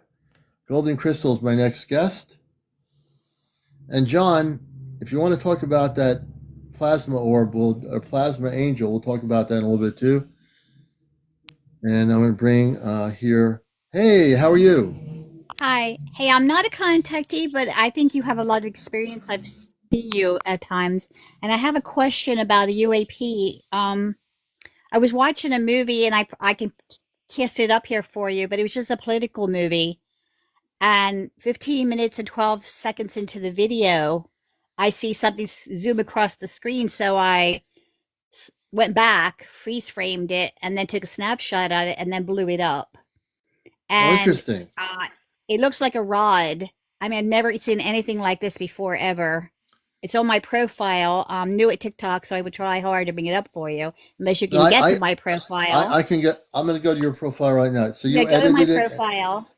Yeah, and I gave you the source video name. I tell you how when I counted, when I went back and took a second look, I actually saw 16 of them in 5 seconds time. Okay, so let me go. Let Those, me see here. I'm gonna do this here. so And that's I'm what I wanted to going. show you. I'm gonna go to Golden's page, and I will get that clipped video portion. Let me see here, and we'll see if we can show this to everybody. Okay, so now let's see the video section here, and I'm looking. So you go Let's to my see. photos, you'll see a name of the video, you'll see snapshots of the craft that I was able to freeze frame for you and blow up so you could actually see what the craft looks like. Okay, so I'm looking at your videos to show I have Peace Not War. Where is it in the video section here of your It's videos? in my profile, it's just under photographs. If you go to my profile, you should see photos. Okay, let me see here. Hold a minute. It's not a video, it's just photos because I Oh, couldn't just put a the whole picture? video on Okay. my I couldn't put the whole video on my profile, but I give you the source video that you can get to yourself so that Okay, I you can think I fact got it check here. Let me me. try this here. You see it? Oh, that's Okay. no, not yet. I'm still going to the other one. Okay. There's Cameo 6194. Is it on that one? I You only have two have one different. profile. Oh Yeah, I yeah. only Well, have one. it's a nighttime thing with a rod going by it. Mm-hmm. Yeah. Okay. And there's multiple pictures there for you. So I show you one of them's I'm right gonna. I'm next gonna. to a building, so you can Yeah, I'm see gonna it. bring the rod up. We're gonna Okay. show her a Okay. picture. See, good thing I have my iPad here, so we're gonna look at that. It's a really good picture of it here. You need me to And back out or anything? actually, You got it. You got it. no, you're good. You're good. Let me just do You this got here. it. We're Okay. gonna go into the camera. I'm gonna switch it over in a second here. Let me just get myself out of the camera, which I did. Let's see. And this is a rod that she Mm-hmm. was Yeah, I able was to just get. Here it watching is. the video, and there Look there at it is. this. Yeah. That's really good. That's a Yeah. great That's a great picture. Mm-hmm.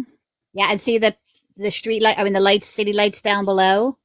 Yeah. And you can see, and if you look at my other photo, you can see in perspective, I've got one of them framed right next to the building itself. So you can see that it's, yeah. And then I tell you it's, if you go to that video if you go 15 minutes and 19 seconds in, slow it down to 25 speed and watch very closely, you'll see it yourself. Let me get back to. So I'm there it going is. backwards. See? Yeah. You see that? Go back up. Go Get back back up up again. No, again. yep. Flip up. Yeah. See? Now see the building? Yeah, the And it's building. that Yeah. high up. Yeah. So you can see you know how high up it is now. You can see, I don't know what Wow, city look this at is. that. I'm sorry, but Yeah, it doesn't matter. The fact that you documented this on this thing is pretty mm, cool. yeah. And this guy That's has a. no idea. I don't think this guy knows he's captured these things. But you were able to see it, and you were smart enough to capture it Hmm. and clip it. That's really great. Look at that. That's really amazing. Yeah. See, And in folks, this five is what's seconds time, there's 15 of them. when you say 15 of them, there's more than one 15 object. separate ones. 15 separate. 15 separate rods. Yeah. That's Yeah. absolutely insane. Yeah. 15 separate rods. Yes. Yes. Holy mackerel, man. Let me see here. Not all of them are going left to right, but one was going right to left. But it was Yeah. so fast. It took me multiple times to go back and count them. So Yeah. just my brain just barely caught it, and it, you know. Amazing. Amazing. I actually found it on your page. And I'm glad I You was see able to it? show it and have you actually, Mhm. narrate it. I think is pretty cool. Let me get myself back on the camera here if I can.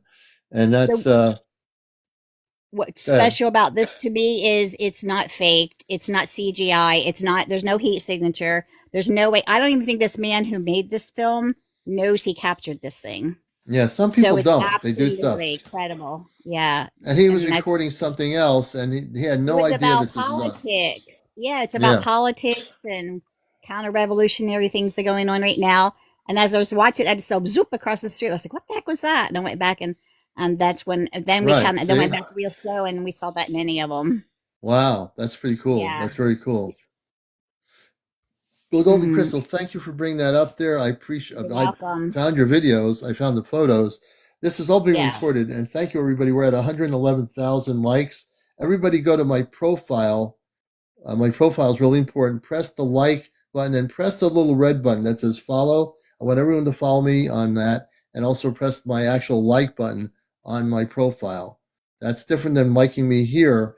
That's my profile, which shows how many people like, you know, my I show have and one everything. favor to ask though. If anybody can tell me any clue as to what those things are, I would really appreciate some feedback because I've never seen anything Oh, like really? that. I've always Definitely. If nothing. you do know what they are, Yeah, but anybody. many times the rod type Mhm. craft, and I can tell you, those are usually spaceships of some sort. They're called rod. They're rod looking, but our Right. perception of reality is really different because that rod ship could look like really long, and on the inside it could be really big.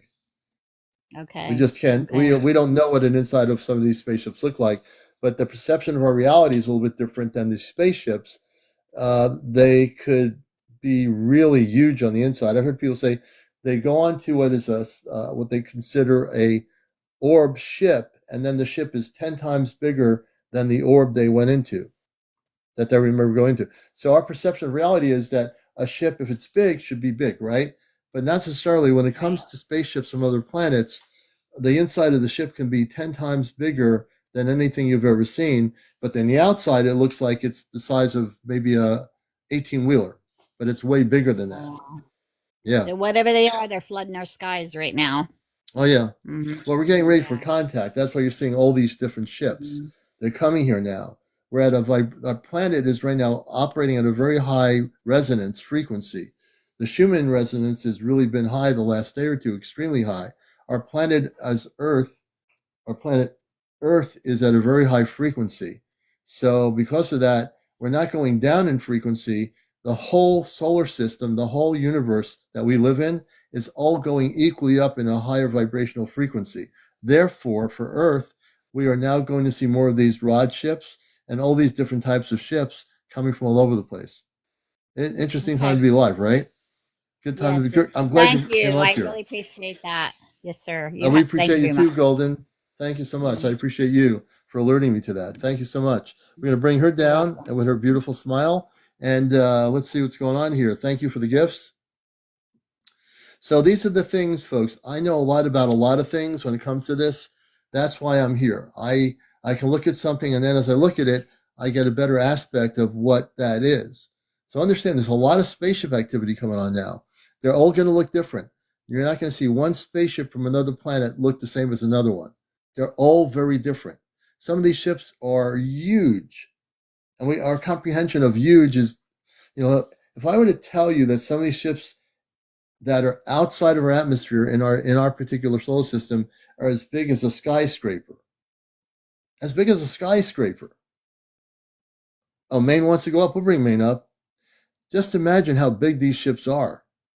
We have our comprehension of technology, of intergalactic travel, of how big a ship should be. You know, there's things we just don't know. Oh, and Steve said, I forgot to mention in 2012, I seen a Belgium 89 style. Sadly, didn't have a phone, but there it is. And that's as long as you remember it, that's what counts. Now, the person in Maine, let's see there. Where's the Maine person? We have somebody up in Maine, in our New England area. I did see somebody come up in Maine. Where are they? Sunflower says I've been seeing a lot. Oh, right here. Maine UFOs. I'm going to bring Maine UFOs up. I love Maine. I've been up there numerous times, and Maine UFO is going to be our next guest on Encounters, hopefully. Maine UFO, just press the save button or go into the guest option on your TikTok. There's a thing with two little people icons on it. It says guests. Go in there. I just invited you up, and you can come up and share some stories from Maine. And Maine has had a lot of spaceship sightings over the years since I remember when I lived in Hinckley, Maine, where I did see some spaceship activity. Let's see if we get Maine up here. I'm going to press the guest button here again. Just press the save on it, Maine, if you see something pop up. We're trying to get you up, or go into my multi-guest option and go in there and request to go live. The multi-guest option is on your TikTok screen. Everybody has it, and you can come up on the TikTok. Hopefully.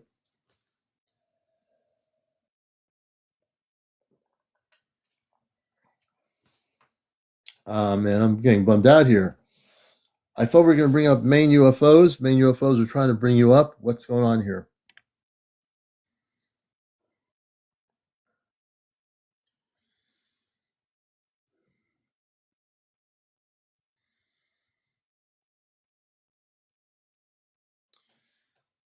I'm screen recording it. I'll screen record it. Okay. It's not working for some reason. Main UFO, go out of my live and come back in, and then we'll try, and then go into the screen for the guest thing, go in and out, or go out and come back in. Go to the multi-guest option, and I'll try to bring you up.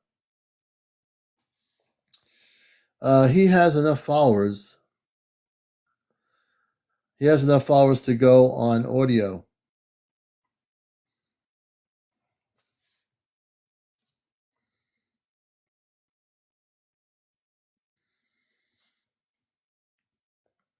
I think for the camera, you need about 300, but for the audio, he has enough for audio for sure. Linda Myers, welcome to the show. Susie, welcome, Susie.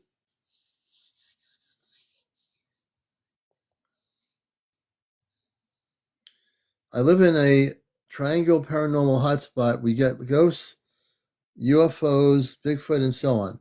So we want to focus Crickaboo strictly on the Bigfoot and the UFOs. We'll stay away from the ghosts. We don't talk about paranormal stuff. So I'm going to see if they can come up on audio. So Crickaboo, Cindy Johnston will focus on the Bigfoot and UFOs, and you live in a triangular area.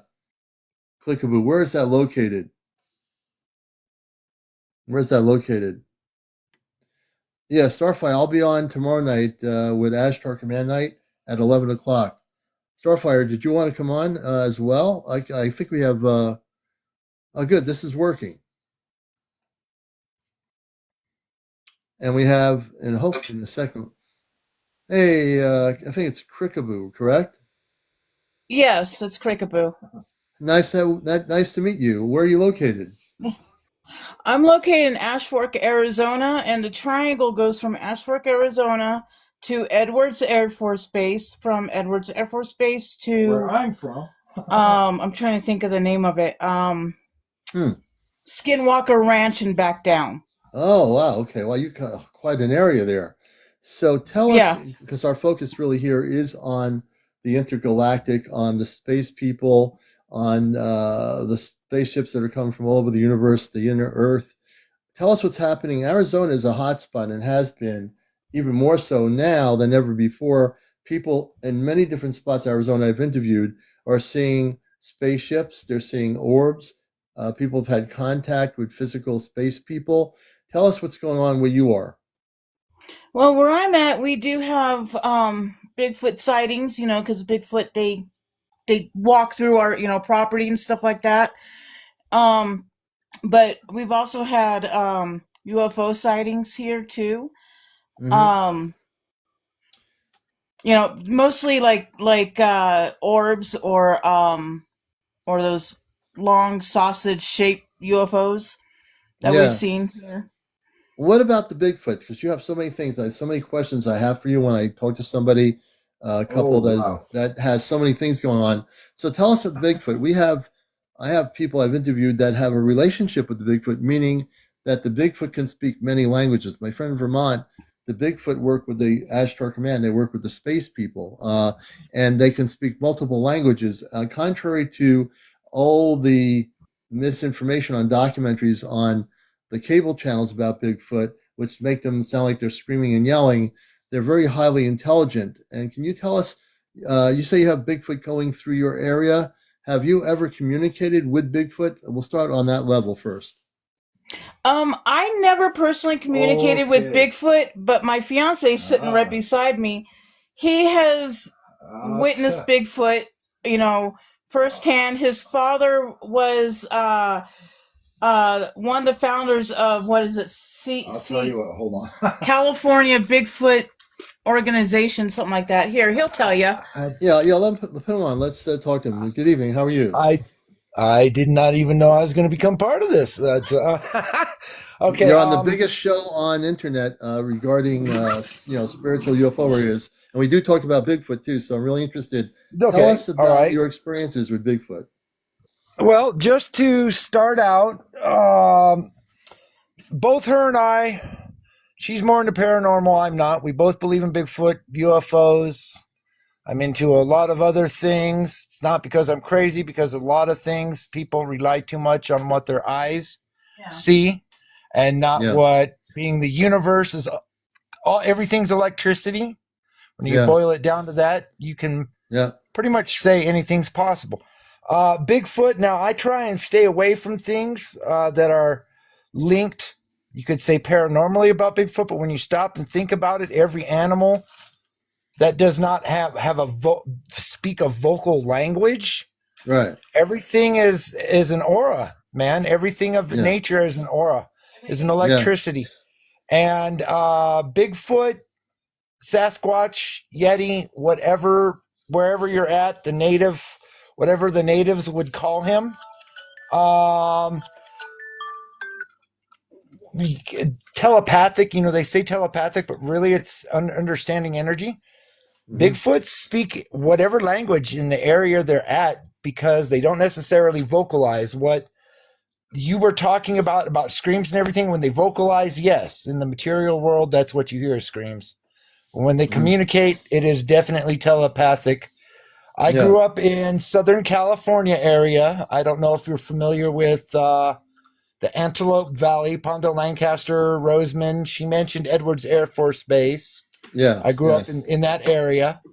My father and a friend of his, back when I was first born, started the California Bigfoot organization, of which both my father and Rich Grumley are deceased, and all of its papers were turned over to somebody else.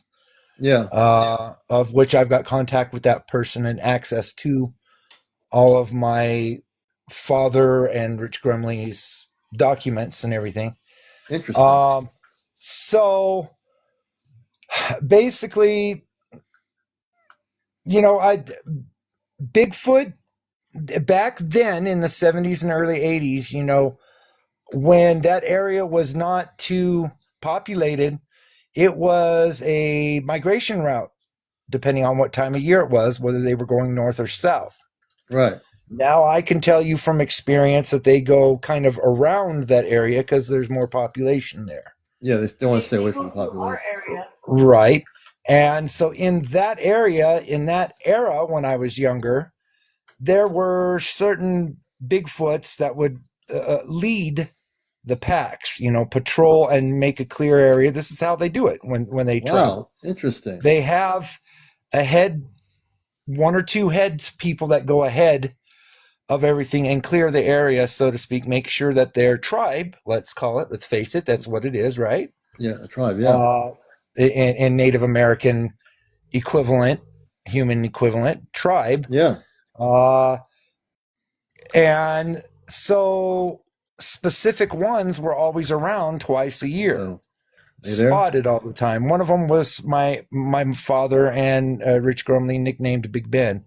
And that particular one had a fascination with my father and did send messages all the time. I can personally, after we're done talking, if you want to do more research on it and read some of my father's testimonies, there's links and stuff I have of online documentation of where what my father said back then or what's been put in books back then is now online. You can read for yourself. But yes, they definitely, my father and Big Ben had built a relationship, if you want to call it that, albeit dysfunctional or whatever.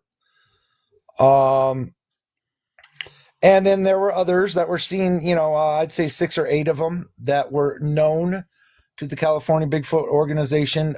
That's so-and-so. Characteristics. They have personalities, characteristics, repeat types of feet and, crevices in their instep and everything that my father, Rich Grumley, and the team would be able to, when they saw the footprint and took another cast, that's so-and-so.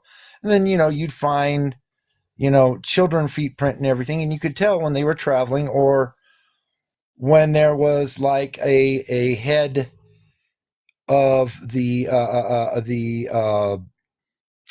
tribe or clan or whatever you want to call it, or clan, going out and looking for places to send the hunters to go. Oh, hey, I see this or that over there. Because, some people have the theories that Bigfoots don't eat meat, that they only eat herbs and this and that, but they're not. They're like humans. They'll eat what they can get their hands on. Red meat, fish, whatever. Fish, plants, herbs, whatever. Wherever their surroundings are is what they take advantage of what they could eat. I mean, this is just totally logical, right? Right. And I have, not in the past 6 or 7 years, haven't been able to, but I do kind of do the same thing my father does. We live here in Ash Fork, where the 40 and the 89 meet, and the hills that run parallel to the 89 north-south. Like right now, it's winter, and it's going to be cooling down. It's going to be warming up. Yeah, or right, cooling down, in other words, warming up. So the Bigfoot in these areas will be going north back. We live right along the southern border of northern Arizona. So soon within the next 3 or 4 months, the hills that run north-south parallel to 89, there will be some of the local squatchers around here, that do Bigfoot hunting, going to these hills there and trying to track them. We'll see them going northbound. Right. We'll find hills. We'll find sightings. So when people go to track them, we call UFO hunters, and I mean not UFO hunters, Bigfoot hunters. I tend to wish, and hopefully we take the word hunters out of it, because they are hardly the men and women. I mean, trackers maybe, or squatchers is what we call them. Squatchers, going squatching.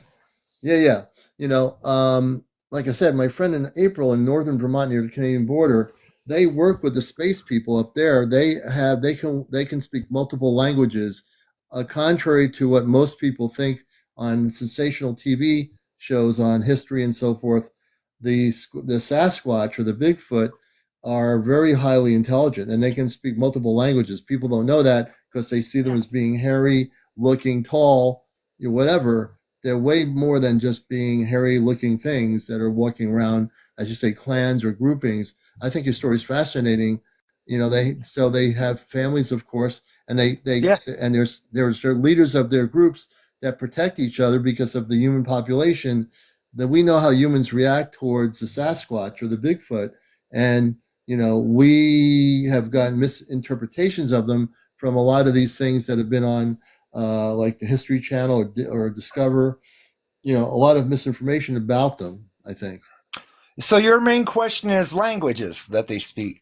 Look at it this way. The language you and I speak right now is English, but it's part of our psychology. In other parts of the world, other people speak other languages, and it's part of their psychology. Yet other people in other parts of the world can learn other parts of the world's languages. Hey, I can go somewhere and learn Spanish, Italian, this, that, and the other, right? Yeah. But that's in regards to not just psychologically, it not only becomes part of my psychosis, but I can vocalize it too. Well, if we take out the vocalization part, those languages I learned, let's say 4 or 5 languages, are part of my psychology. Again, I'm going to resort to the energy thing. Everything in the world is energy. How our brain synaptics click and everything.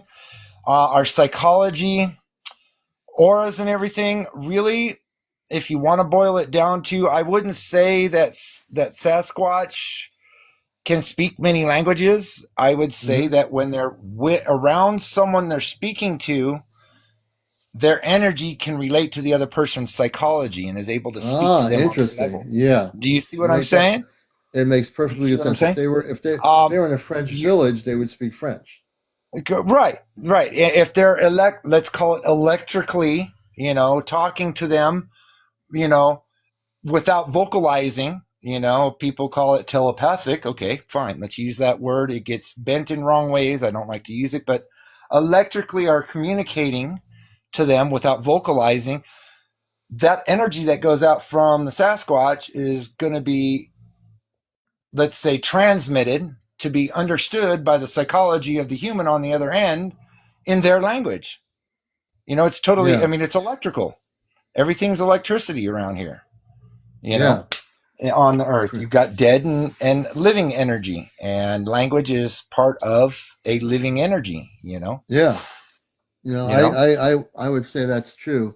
Some weird stuff happened as we were talking before you came on, or I think something just strange happened, and I didn't say anything a few minutes ago, but I don't know if it happened to anybody else on their phones, but I know on my iPad something kind of weird happened, but it might just be me. But anyway, don't worry about it.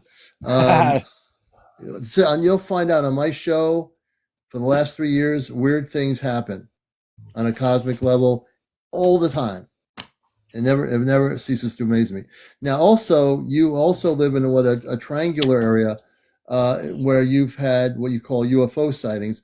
I tend to call them spaceships or orbs, orb ships. And can you tell us on that other front regarding the activity in Arizona, what you've been seeing and what you've been? Have you had any contact with space people? I'm gonna, me personally, I'm gonna set the stage for my woman to take over on that. Although I do believe in UFOs and aliens and so on, and I have my own theories on that. I think a lot of this ties into, and I'm not going to use this term, don't take me wrong, all the theories out there on simulation theory and everything. I have my own version on what that is, and I think that all fits into that. That's another subject for another time. Right. She's really into, like myself, Bigfoot. She really likes the subject of UFOs. I'm educated in it. It's not a focal point of mine. I really like it.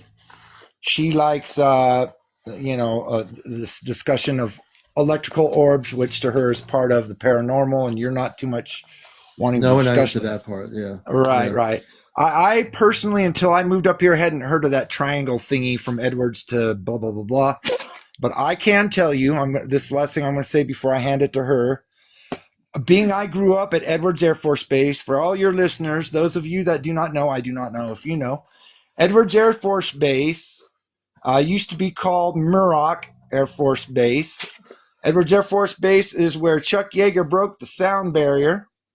It is where our Mercury and Apollo and Challenger and Space Shuttle astronauts all trained. It was the secondary landing site for the space shuttle if Florida's weather was AFU'd.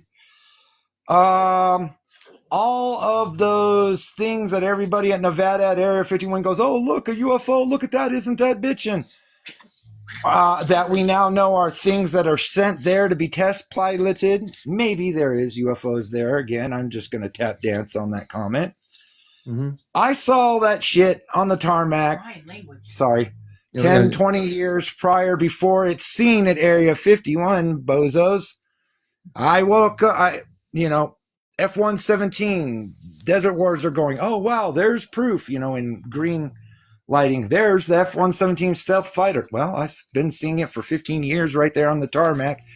All these things you think you see at Area 51, I saw right there at Edwards Air Force Base and Plant 42 for years before people thought that they were UFOs at Area 51.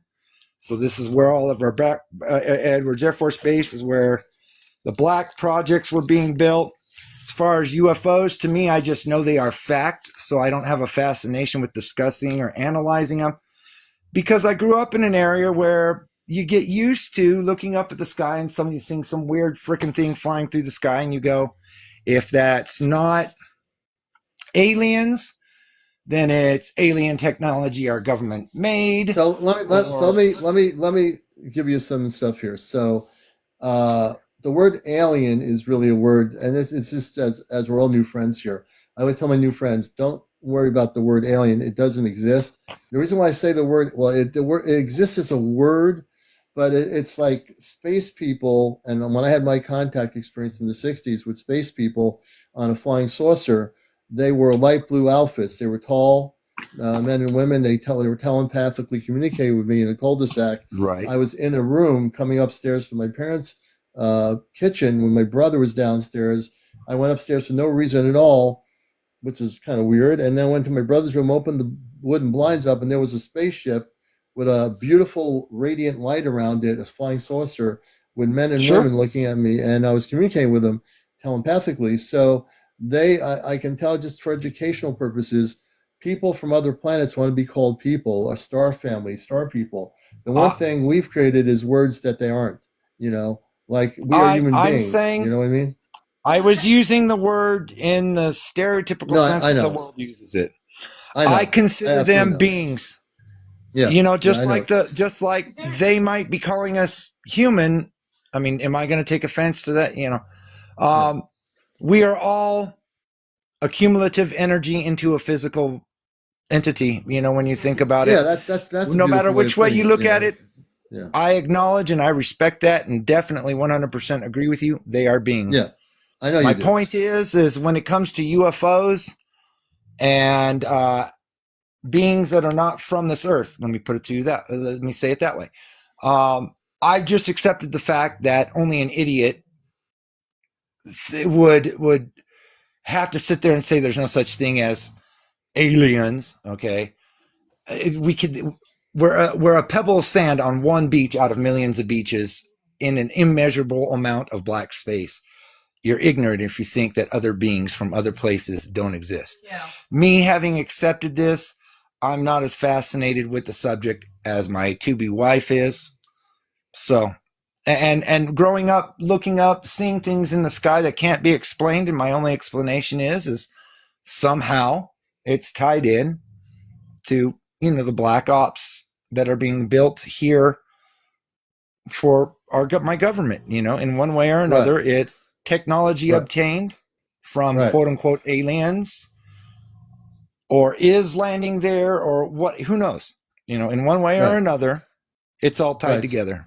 Well, anyway, I've had top security people on the show just for friendly sharing. We have reverse engineered technology from low vibrational space beings that we've had for over 70 years. I know this for a fact. Sure. I've had people with top security clearance on my show in the last 3 years. Eisenhower and all that. Yeah. Yeah, absolutely. Yeah, definitely. So Bob Lazar, totally. Yeah. Totally. Bowman or whatever. I like I said, I watch this stuff. I'm interested in this subject. I stay educated, but I watch it out of. Yeah, it's not my major focus. I sit there and I'm interested. It's one of my favorite subjects. But I watch it out of not to be, wow, isn't that cool? I wonder, like some people do on TV. It's more like, yeah, see, right there. Yeah. You know. Anyway, all right, brother. So my woman knows more about that triangle thing, phenomena. It's something new I've learned about. So she knows more about it. As far as the UFO things, I look up. I do see some strange things here since we've lived here in 2 years. But again, I just chalk it up to the same thing I saw in the skies when I lived in California near Edwards. All right. Here's Cindy. Hey, Cindy. Hey, about like 2 months ago, I was driving westbound on dirt roads where we live, because we live off grid. 5 miles from the last asphalt. Yeah, 5 miles away from the asphalt. Okay. So I was driving westbound on a dirt road, and I was looking west, and all of a sudden I see this bright. It wasn't quite orange, and it wasn't quite white. Okay. Mm-hmm. orb sitting there, and it looked closer than what it really was. Okay, and I'm thinking to myself, that is the weirdest thing I've ever seen. You know, I mean, yeah, I've seen the lights over Phoenix, you know, but that was kind of weird. And then all of a sudden, it started to slowly, you know, ascend, and then bam, it was gone, straight Wow. up in the air. It was gone. I'm like, okay. Yeah. If you that ask was me, orbs are like little things they send to check up on us, like satellite yeah. things to check on us. And I was present. I saw that March 19th, 1997. The lights over Phoenix. I saw them. Me and my brother-in-law watched it right in front of me. Yeah, I saw it. It went listening like, to the scanner. Do you know how many accidents and stuff happened at that time? I was outside, and when I was outside sitting, you know, talking to my friends and stuff like that when that happened, and outside my front yard, and all of a sudden we look up. I didn't hear any noise, but we look up and there's like lights in a triangle shape, and we were right underneath it, and you couldn't see past the black to see the stars. It was, you know, all you saw was the lights. And you know why? Because that was a big spaceship. That's what that was. It was huge. Yeah, big spaceship. That thing. And it was going really slow. I mean, really, really slow. And we're trying to determine, is that an aircraft, you know, human made, or is that UFO? And then, you know, we hear on the news, there were car crashes happening from people looking. Yeah, and then we hear on the news, you know, oh, the governor at the time said, yes, you know, it's a UFO. And then all of a sudden they changed the story to that it was flares. Well, I'm sorry, flares don't move that slow. He was probably told, Cindy, to change what he said, because I'm sure the government got on his case. Oh, definitely. When I saw the video about the Phoenix lights, people try to say, "Oh, they're the U.S. military, they're the Air Force." No, they weren't. No, that was a non-terrestrial spaceship beyond Earth, and that's what flew over the Phoenix area of Arizona. I'll tell you what. We were listening to the scanner and Sky Harbor Airport for 27 minutes had the path closed down because what would have been the right wing of it, this freaking thing was so large that the right wing of it, as it was going southeast, was covering, I'm talking about covering Sky Harbor. Okay?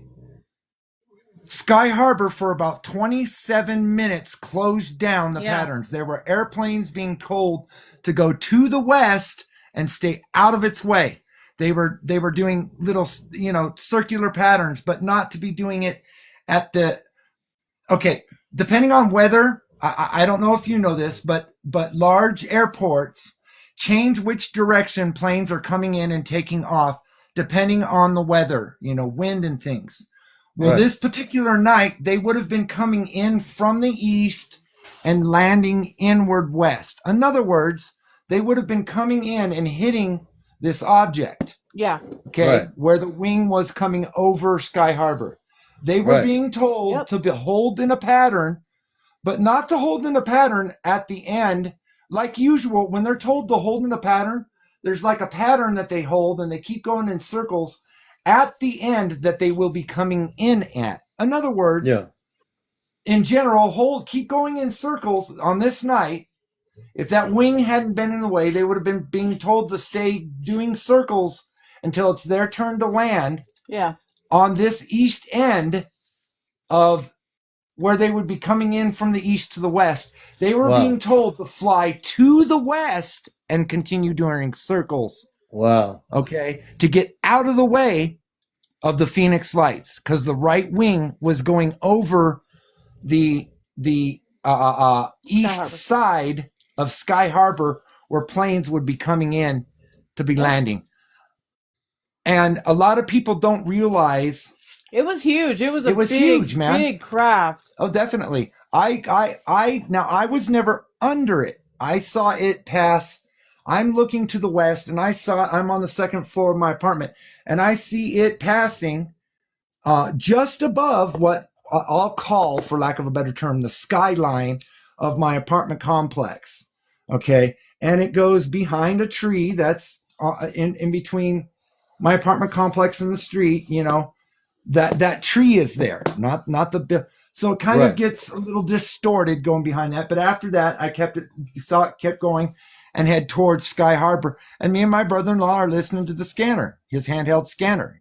Him and I were, my father was a ham radio operator and scanners and stuff like that. So was Phil. And so I was raised around radios. And so we're listening. There's accidents happening. People looking up, getting into accidents. We're listening to Sky Harbor shutting down for about 26, 27, 28 minutes. Okay, the landing patterns and takeoff patterns. Everything was closed down at Sky Harbor. Yeah. This is fact.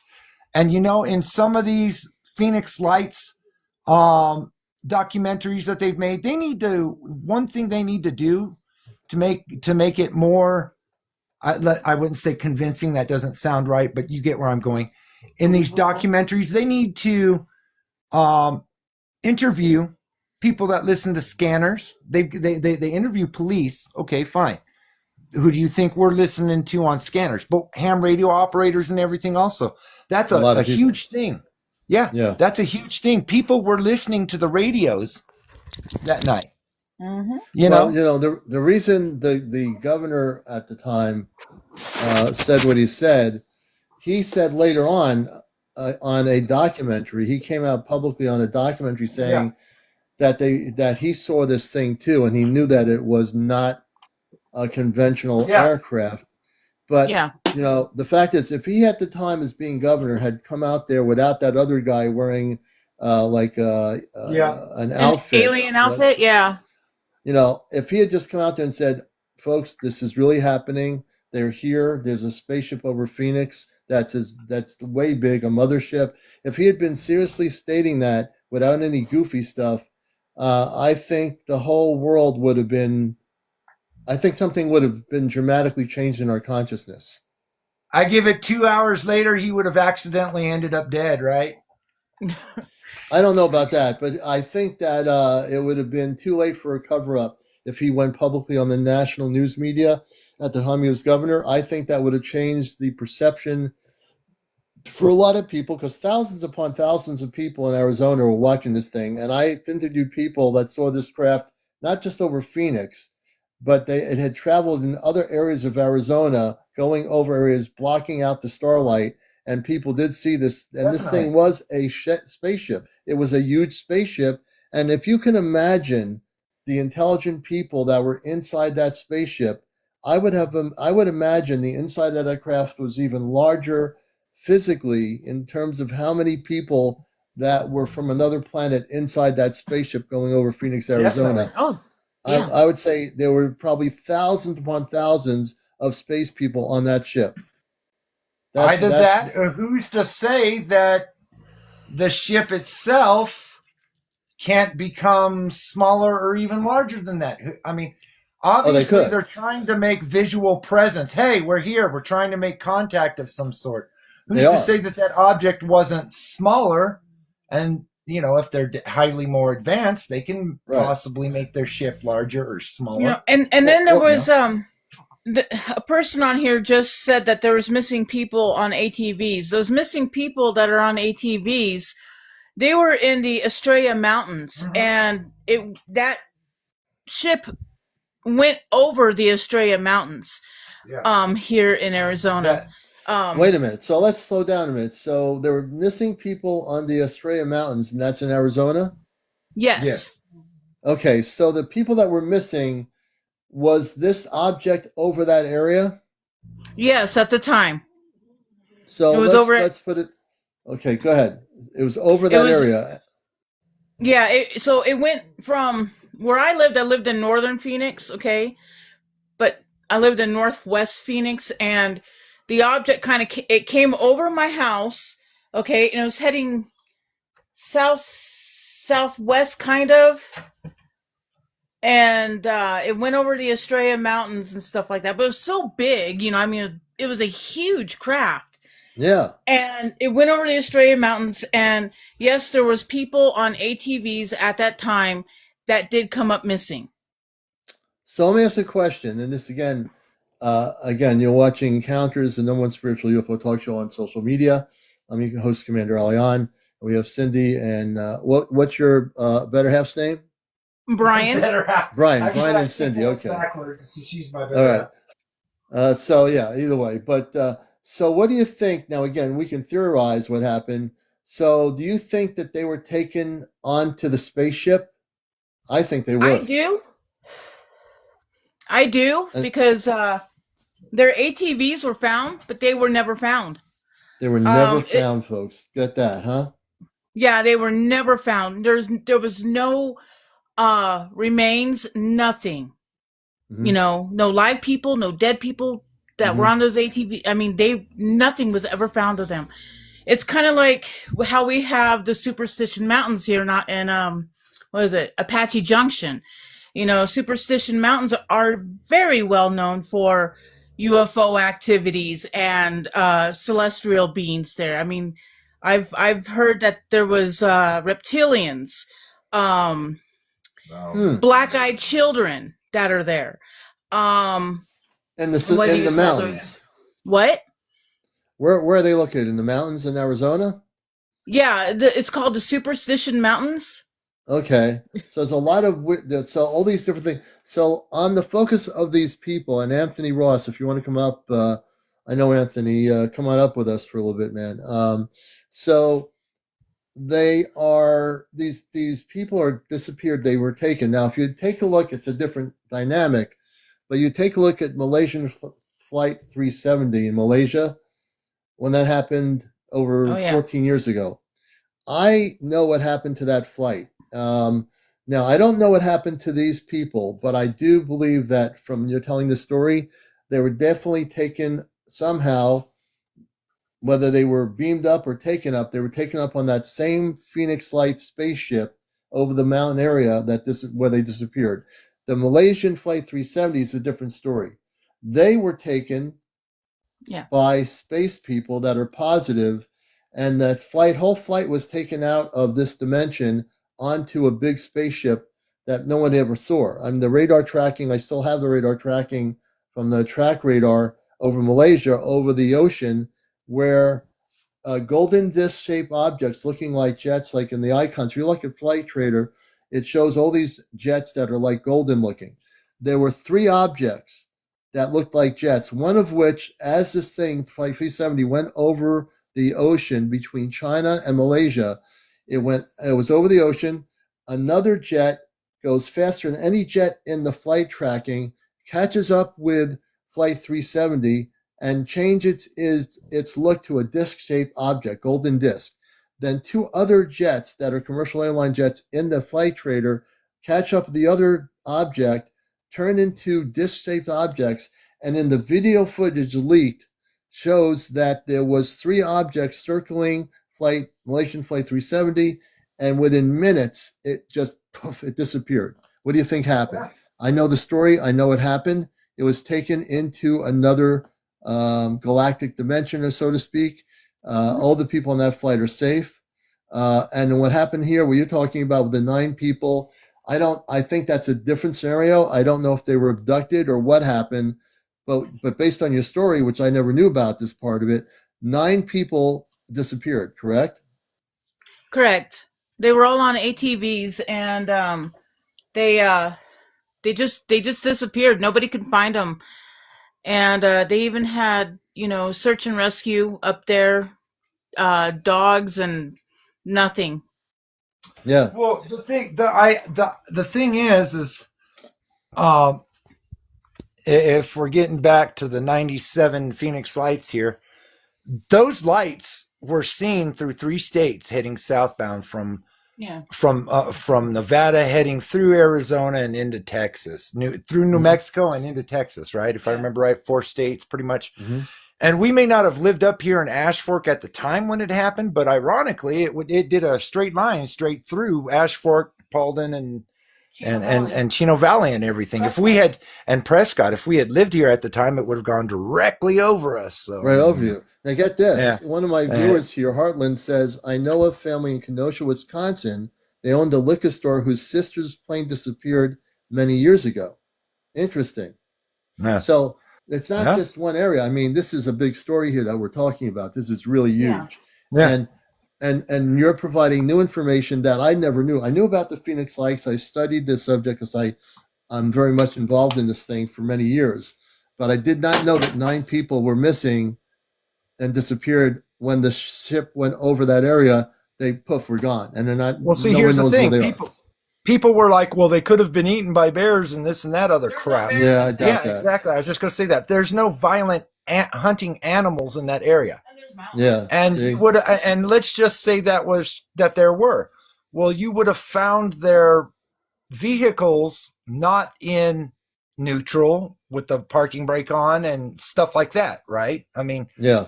You know what I mean? You would have found those things mauled, or you would have been able to get away from a bear or whatever in one of those bear, you know. And one more thing I wanted to point out about that is the area where the military says that they dropped these flares. Oh yeah, I remember that. Put aside the fact that these flares drop at different rates and all this other stuff, but the area, if I were standing right underneath the area where they say they dropped these flares, those flares were nowhere near, the area that the Phoenix Lights passed over. Yeah. That's just plain fact. And I also want to mention that when we talk about the 9 people that disappeared, on that level, I have no idea what kind of beings they were or whatever on that ship. I have no idea. I don't know if they were abducted. I don't know whether whether they were taken somewhere else, whether they were good or not good. So let me just clarify that. In terms of the Malaysian flight, I can tell you I do know for a fact that on the Malaysian flight, I documented everything. I interviewed somebody called the Boo on YouTube many years ago on my radio show on NPR radio on WESU over 14 years ago. And he's the one who tracked the radar. I got him on the show, and we looked at this thing, and I've analyzed the video. I've analyzed the situation. And because I am who I am, I can tell you with the one in Malaysia, they were taken by positive space beings. And everybody on that flight 370, for entertainment purposes only, I'm going to say this, every one of those people were highly intelligent people on that flight. And they all had degrees of intelligence in terms of certain areas. They are definitely alive and well, and I can tell you this. You've been on UFO Hunters before, huh? You just look a little older from what I recognize. UFO Hunters? No, I've not been on that show, but I've been doing radio and TV. You've been affiliated with Bill Burns before. Never with Bill Burns, but I know of him. I've never been affiliated with him. Okay, a few of his affiliates. I think I recognize you before. I know some people, but most of my life is mostly radio. I did the Intergalactic TV network many years ago on a cable station in here, and I've been on Cable Vision in Long Island. I did a couple of UFO shows on filling in for a UFO show host in New York. Okay. But yeah, I've not been on any of the cable channels like Discovery or anything like that. Okay, well, you remind me, I can't place who, but you reminded me of looks-wise, you remind me of someone maybe a little bit, 10 years or so ago, a little bit longer hair maybe, Thought maybe he's that one gentleman, I can't think of his name or whatever. Yeah, who that might be. No? Yeah. Well, okay, you're familiar with, like I said, I watch a lot of those things, like UFO hunters and stuff like that. Yeah. Bill Burns, good, smart guy. Oh, yeah, he is. But I do feel that he believes what he believes, but definitely to make money and keep the show rolling, he allows dramatizing, which kind of takes credibility away from it. So, well, with Discovery and all those channels, they allow for a lot of that to occur. Unfortunately, thank goodness on my show here, there's no dramatization. Everything here is real. I've had people that have been taken on spaceships with space people. I've had people that have been abducted by lower vibrational ETs. All my shows are documented on my YouTube channel, Ask Command Spaceship News. So everybody go to my bio, all 373 of you. Please press the follow button on my TikTok. Press the like button on my TikTok, which is really important. And go to my link to watch previous shows for the last 3 years on TikTok. Excuse me. If You know what makes me believe that these beings on the Phoenix Lights are not aggressive is I think that personally that some of them are Greys and some of them are Anunnaki. Okay. Well, the Greys, the problem with the Greys is the Zeta are lower vibrational. The Anunnaki are a way different vibrational level. They're a higher, very high vibration. The Zeta are the ones that have worked with the government for entertainment purposes only, where they were given the ability to take people and abduct them, versus the Anunnaki, which we hear now, working with the Ashtar Command, which I work with, which are star people from many different planetary systems that have a higher vibrational level. Sure. Sure. I agree. Yeah. Definitely. But you know, we are coming and what makes me think that they're not we are coming to a spiritual awareness. I don't like to use it's that awareness. We're coming to a spiritual cosmic awakening. A cosmic awakening, and people don't realize it, and one of two things are going to happen. And it might be one to the other. I mean, I'm not going to try and avoid not getting off the subject here, but something big's going to eventually happen as far as the governments of the world. I mean, it's already. And I don't think that it's going to be war. Everybody's been saying World War III for years, but no, I think we've learned our lesson with that. Well, you want to know what's going to happen? I have inside information because I am part of a group of 5 people. My friend in Vermont, her name is April, Friends with Fairies. We all met. I interviewed her 3 years ago, didn't know who she was, and she talked about fairies because fairies do exist, and people have documented them. Then it's a question of which dimension you're aligned with, right? Which and I told her theory and all that other happy horse shit. So I told her I'm with the Ashtar Command. I've been working with them since I had my contact experience when I was a kid in the 60s.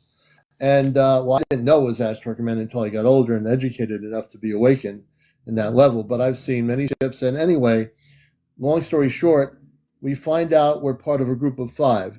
So she gets taken in the remote areas of Vermont near the Canadian border. And she's been going up hundreds of times on our spaceship with the command. So I want to tell people this story who are new to this show. And people need to understand this. I'm a human being. I go to work. I'm happy. I have a family, a daughter and everything. You know, I have my crystals and all these other things, right? But there's one thing that you need to know about me as your host. I've been on radio and TV. I'm a talk show host. I've been involved in this subject even before I knew I was involved in the subject as a kid growing up. Sure. I will tell you that I also work in space consciousness. What is space consciousness? And it goes to what you were just saying about, I don't think anything bad is going to happen, and it's not. I want to tell people something that's really, really important that are new to the show. There's going to be galactic contact happening with the planet pretty soon, and I'm going to tell you why. They've been trying to make contact on a global scale for years. The Earth, just for entertainment purposes only, and I'm going to say this carefully, the reason why there has not been contact is because we have, as a society, had to cover it up, the existence of the intelligent life of other space people from other planetary systems. You know, they want you to think that we are that this is the center of the universe, planet Earth. Planet Earth is not the center of the universe or anything. The planet Earth is one of billions and billions and billions, as Carl Sagan would say, planets that exist throughout the multiverse. And I actually am involved with space people that are human. My parents, who I'm going to meet, I know their names. I have 2 sisters and a brother. They're on a spaceship right now, a huge spaceship. I call it an Ashtar Command ship. These are people, these are my biological mother and father are gone. They're not here anymore. My space mother and father and 2 sisters and brother are on a spaceship. So I say it loudly and boldly and clearly without any hesitation here. There are physical people that are my parents off planet. Yes, I am a talk show host. And the reason why I know what I know, and I'm telepathic, I get information downloaded all the time. I don't watch much TV. I don't even watch many documentaries because I get all my information I get my information from my space family. I don't channel anything. I don't read crystal balls. I don't have cards or pendulums. I don't need any of that stuff. I get my information directly from my space family. That's why I'm able to bring on this show something that some people can't do, which is real cosmic information. And when I hear stories, I can read into those stories, like about the Phoenix Lights. I studied that for years because it's fascinating, and I've learned more from you guys, and Cindy, from you about the 9 people that were missing in the mountains there, and they've never found them. How many people know that story? This is being all recorded, so that's being documented here, which I think is really fantastic that you're able to share that, because you live in Arizona. You can share the information that I'm sure people that saw the Phoenix Lights, there's some of them that we don't even know that probably had other experiences with this big, huge spaceship that we'll never know about unless somebody finds out who they are and talks to them. But the fact that you're up here talking about it, I think adds credibility to more information, to be more understanding of what happened with people when this thing went over. It wasn't only Phoenix, it went over a whole area beyond Phoenix, this big thing. 4 states. 4 states. 4 states. Amazing. Documented. I wanted, first, I wanted to address your listeners. I'm sorry, listeners, if the SH word slips out of my mouth. I'm aware that general public considers it a cuss word. I was raised in a Christian family, very Christian family, and that was the only word, aside from damn and hell, that was not considered a cuss word. So if it slips out of my mouth, I'm trying to watch it. I apologize. Second of all, few people brought up Aleister Crowley. Yes, I read a lot. I guess to me, I think it was directed towards me. Yes, I read a lot of the occult, a lot of his philosophy. I do follow, but it has nothing to do with my beliefs outside of, let's say, call it my religion. It has nothing to do with my universal beliefs outside of my philosophy, my religion, or whatever you want to call it. The subjects where I'm discussing here with your host has nothing to do with my religious or philosophy or magical beliefs. Well, I guess in some ways it might. We just have to be careful. We have to be careful because TikTok does care about languaging, and I've been. I know. I know. We have to be careful. I'm trying to. That word slips. That word slips. It's like a normal word. It slips even when I'm trying to watch the word hell and damn, because I know there's still a lot of old school people out there that think those are cuss words. That word, the SH word, doesn't even register as a cuss word. It's like saying, hey, can you pass me my comb? In a very, very strict Christian household, it was strange that word was considered normal, a normal word. It wasn't even. So if that slips out, you guys. Yeah, so I think the thing is we have to throw out all the Earth-based books that are 3D related. And when I say this, I truly mean it. One of the things I'm here to do is bust the human matrix. The human matrix is that we have all these things that get us away from the cosmic. And there's so many things that are distractions, whether it be Discovery Channel, History Channel. I'm not saying they don't have some good programs, but there's a lot of stuff on TV that are a distraction from getting connected to the galactic levels, folks. When I say that, I do classes where I teach people in meditation classes. I take people off planet. All right, I'll probably do it this year. So what I do is I take people physically off planet. Their bodies are perfectly safe. I take them into what they call the Merkaba state. I take them to a golden ship way beyond this particular solar system, way beyond where we are. And people have come back in my workshops with a journal, and they'll tell me, each person in the circle will tell me, Commander, I was on the ship. This golden ship, folks, it exists. It's real. It's big as the planet Earth. If you can perceive the reality of that in your consciousness, understand this ship, when it opens up, it's like an opening happens. And as the people that are in the Merkaba go journeying onto this ship as big as the Earth, they get to meet galactic men and women and people from all over the multiverse. And they even get to meet their cosmic family. I do this. I've taught people this. I teach people how to do this on their own. I teach this because this is the way for people to physically manifest the Merkaba state as a spaceship to the golden ship of light. And I'll probably do it this year. I'll let people know. I'll do it in Connecticut. And it is a very powerful trip.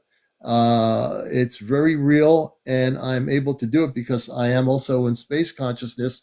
I am also a person that comes from off planet, but I'm here physically in this consciousness as a physical human being. I'm also space consciousness. So I teach people how to connect with that consciousness and do the things that I'm talking about. It's pretty amazing. See, it seems just like with any religions and philosophies, we all express the exact same thing, only using terms that relate to using symbology that relate to our own interpretation of the universe or existence. Like you just said, many things that I can relate to, and in my language of what I understand, we're saying the same thing, but I use different words. Right.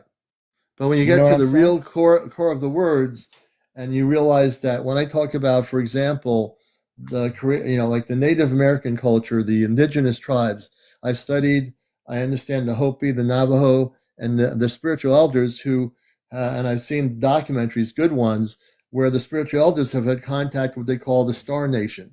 The Star Nation Sure. are star people, are space people, are people from other planetary worlds. So, of course, all indigenous cultures and the spiritual levels of the indigenous cultures have historically passed down generation to generation their contact with the Star Nation, which is our galactic family, so to speak. You know? Well, you've got what I would consider about personally, you've got about 5 states of mind, I guess you could say, of consciousness, just being in this physical being, physical entity, this physical carcass. And that would be like the inner world, let's say, knowing your mind, whatever. There is the reality of knowing the limitations of your physical being, okay, which is realizing everything's energy, whether it's inward, extenuating outward to, you call it galactical, I call it universal. And then there's understanding, I forget how you explained it, but as a magician, we explain it as astral planing, which involves meditative and focal points and everything. You were explaining things, and I was going, that's in my Yeah, the language. This Merkaba. is The what it Merkaba means, state right? is basically Merkaba, Right. astral plane, but Merkaba is more where you create an energy field and you Sure. turn into a living spaceship. Okay. Well, that could be how you put it. To me, it's becoming more of a connection as a whole to the whole energy of the universe, no matter how far it expands. My goal in this physical form of existence is to find out what puzzle piece I am in this time and frame of existence, what puzzle piece I am in the universe right now while I'm Right. living in this carcass. Oh, When I die, let me explain something. You're not going to die because there's no death. What's going to happen is you're going right, to, let when me you finish. physically. Let me finish my sentence. Go ahead. When I die, call it reincarnation or whatever. If I choose to reincarnate, let's call it, I mean, I don't like that term because there's a lot of cliches that go along with it. But if my energy chooses to take on some sort of physical form again, whether it be cat, dog, human being again, somewhere else on some other planet as a different being of different, human being type form with some other race or whatever. At that time, when I do that, then it's it'll be another time frame, let's call it. There'll be some sort of reality of time. Okay, so then it'll be my job to figure out what puzzle piece I play now. What is it I'm supposed to learn now? And we keep evolving. Right. We keep evolving until we've learned what we need to. Right. That's kind of my theory. All right, and I love you guys. I'm gonna continue focusing on here. I want to just thank you both for being here. The one thing I will say in closing is, in terms of not being deaf, I welcome Cindy and you guys. Thank you so much. Is that really from being a space person, there is no such thing as you understand the word death. What there is right. Once you leave your physical human body here, there's what we call a space body. Now, you might not know that yet, and that's okay. You'll find out soon enough when it happens. when contact happens, that we all have what we call a space body, which is different than the human body. It is a human body that is taller than the physical, whether you're 6 feet tall or 6'7" or 5'9". Your space body will be taller, and your consciousness, your space consciousness, once you wake up to that consciousness, will go back, if you choose to, into your space body, which is in stasis, and will wake up. But I'll leave it at that. I want to thank you guys for being up here, and great discussion. I appreciate you. I think you're Which welcome. even from a scientific point of view, makes sense because a physical body is subject to gravity. Gravity makes things pull down and shrink. All right, guys. Thanks from Later. Arizona land, in the world of galactic, all kinds of weird stuff going on. Thanks so much for being here. You can find me on Facebook and her on Facebook. She's under Cindy Johnston. I'm under Brian Bailey, Christopher Bailey. Yeah. Good. All right, guys. Thanks so much for being here. I appreciate you coming up. You're welcome. All right. Nice conversation, everybody. Give a round of applause for our guests.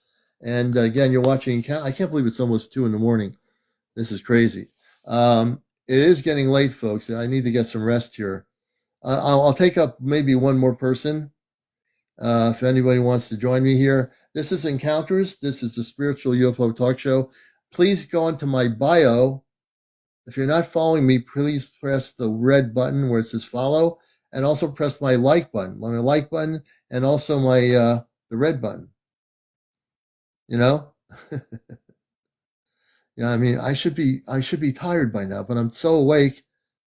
I can stay up all night, but I'm not going to do it. That would not be a good thing. Plain Rainbow, thank you so much. I appreciate that. And also, I want people to follow my friend from Germany. Before we do anything, I want everybody to follow my friend from Germany. And she just got on TikTok,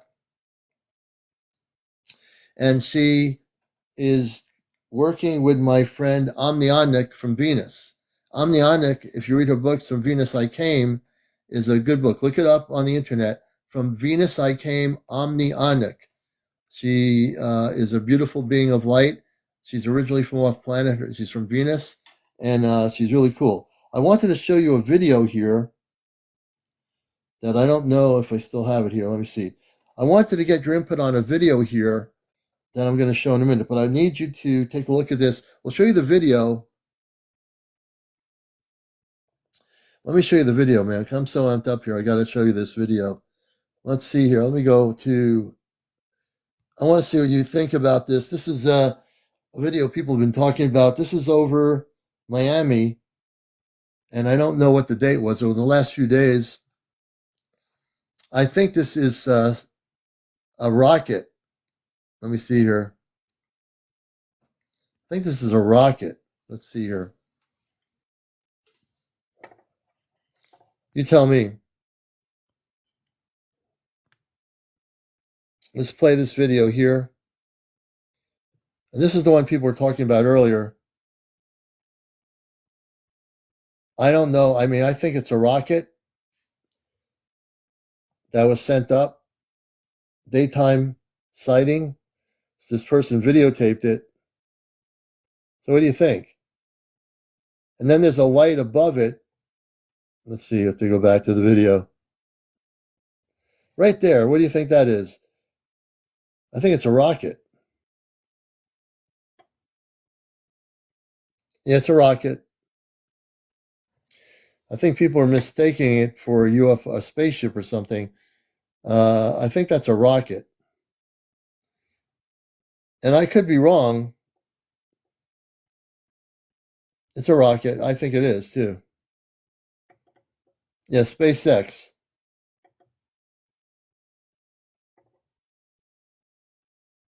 Yeah, again, I wanted to show it to get my viewers' opinions about it. I didn't have any.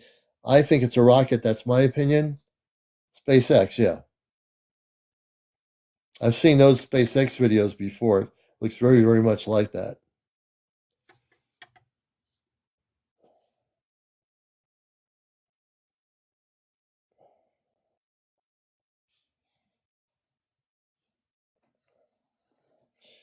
And we like to get all perspectives here.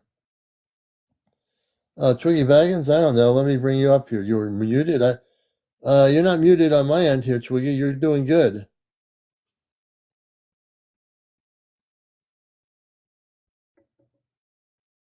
Yeah. Hey, thank you, Dale. That's what I thought too. Let me go back to my screen here. I kind of thought it was SpaceX, you know, because if it were not SpaceX, we would know the difference.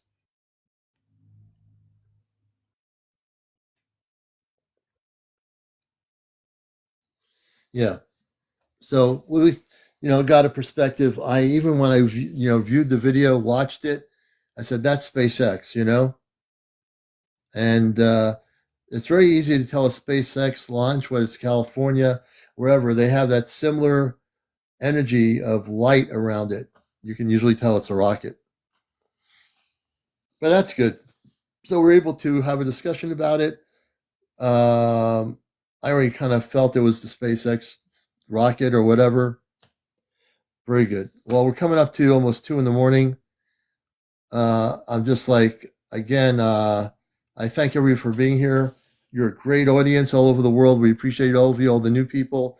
Please follow me. You got to go to my bio. If you want to catch my show, this will be on my YouTube channel, Aztec Man Spaceship News. That's on my bio. There's a link to it. Please go and subscribe.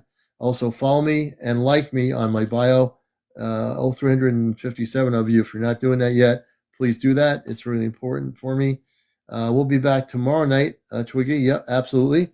Be on at 11 o'clock for Ashtar Command Night. That's our Encounters Ashtar Command Night, where we talk about contact, the space people, and when contact's going to happen. We'll be getting into really heavily into contact tomorrow night. If you're having contact with star people, star family, you're welcome to join us. It's going to be a real great show. Jennifer, thank you for the hat. And Bazella is going. Bazella, let me bring you up for a minute. Bazella is a contactee. Let me bring you up for a minute before we end the show here. And Bazella has been going on the ship. She's an actual contactee, everybody. And she is one of many of my friends here who have physical contact with the star people. So Bazella, tell us, you said you're going on the ship tonight. Yes, we're like I told you, we've been having meetings about early contact. So I will definitely come up tomorrow for Astar Command Night with an update. Oh, great. So Bazella will have an update. She's going on a spaceship. There'll be a council meeting. This is a physical thing, folks. She's not channeling anything.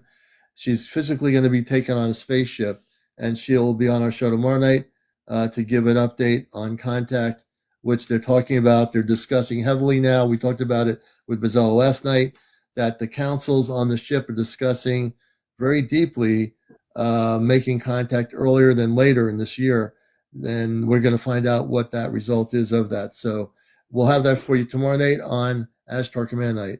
Bazella, thank you so much. We'll get your Thank you, information tomorrow Commander. night. Tell everybody on the ship I said hello. I will definitely. They love your show. They watch it all the time. Folks, I got to tell you, my family also on the spaceship, the Ashtar ship, my mother and father, my two sisters and brother, they're watching me right now on the spaceship. This Yes. show is being, I didn't mention this to you, every night I'm live, my space family on a monitoring screen watches Encounters. Okay? And that's a lot of space people. When you think how many space people watch my show off planet, I would have to say thousands. Yes, and they're very proud of the show. Like I've been watching you since you started, so they're very proud of the show and to see how far it's come. And this is your purpose. You're doing your purpose, and that's the reason why it's so popular, because you're walking in your purpose, and that's what's important. Yeah, Leslie was saying there was a man in a robe behind me. Did anybody see a man in a robe behind me on the show? I'm wearing a hoodie. Now I have the, now I look like the guy from Star Wars. Obi Kenobi 1. May the Force be with you. I know. They're probably laughing on the ship that I did that, but Yeah. Let me do this again. Let me do this here. I want to do this one more time. You have to take your glasses off, Commander, and change into your cosmic self. Yes. Let me tell you, brothers and sisters, my name is CmdrAleon, and I want you to know, may the force be with all of you around the world. Okay. Yes. How was that? Was that good? That was amazing. Well, I love you all. I'm the real deal. Everything I do is real. I am a space person in human form, having an Earth-based experience, and what an experience has been for all of us, including me. So yeah, there you go. When I tell you this show is going to bust the matrix, and this show is going to be different than anybody else out there talking about UFOs, guarantee you that what I do here is so spontaneous and so different that no one can catch up to even duplicating or copying what I do. Because if anyone copies what I do, I'm going to always go and make it different. They'll be trying to catch up to me. There's no way they can. So welcome to the show, everybody. Please follow me. You got to go to my bio, press the follow button, and press the like button. We had 154,000 likes, 400. So that's amazing. Hey, Germany, love to you. Mama, I think it's Mama Gaga. I think it is Mama Gaga. We'd like to hear from Germany and see what's happening there too. Everybody have a great weekend. We're looking forward to getting out there. We're working on the meditation room here. Pretty soon you're going to see the room live, and I'm going to show you. This is our intergalactic art room and meditation room, and we're making it so that when my space family wants to come and visit me, the crystals are going to be set up in a very different way. I have hundreds of crystals. They're all very high vibration. So when they come through the wall, if they do, they'll be able to enter into here. All the crystals will be here, and it's all the amped up frequencies are going to be amazing. So much love to everybody. I can't believe I'm wide awake now, but I'm going to have to try to go to sleep. So take care, everybody. Bazella, have a good night. Have a wonderful night. Safe travels, everyone. Safe travels. Yes, everybody. Yes, yes, yes. Someone said, Marlene says, we all saw Jesus. So when I put the hood on here one more time, I can't believe it's 2:05 in the morning. But I put on my hood here. Just me. But remember, I love all of you. All right? I don't have the glasses on here, but I do love all of you as you love me. And understand, our space family is here to stay. Our space family is coming here to interconnect with us. Yep. And there's nothing to be scared of. And if anyone throws out fear-based stuff on any UFO talks, they don't know the truth. They really don't know what's happening. But I do. You can guarantee that. That's why I'm here, right? All right. So now I'm going to go back to being the talk show host. Okay, everybody. Have a great night. No, I'm just kidding. Have a good night, everybody. We'll catch you later, Bazella. Seriously, I look forward to the updated information. Tomorrow night is Ashtar Command Night at 11 p.m. Eastern, 8 p.m. on the West Coast, 3 p.m. if you're on the, I think, Australia, New Zealand area, and Japan. Hopefully you'll join us then. Take care, everybody. I will definitely be back tomorrow. So you guys have a wonderful night and safe travels. Love you all. Absolutely. Love everybody. Take care.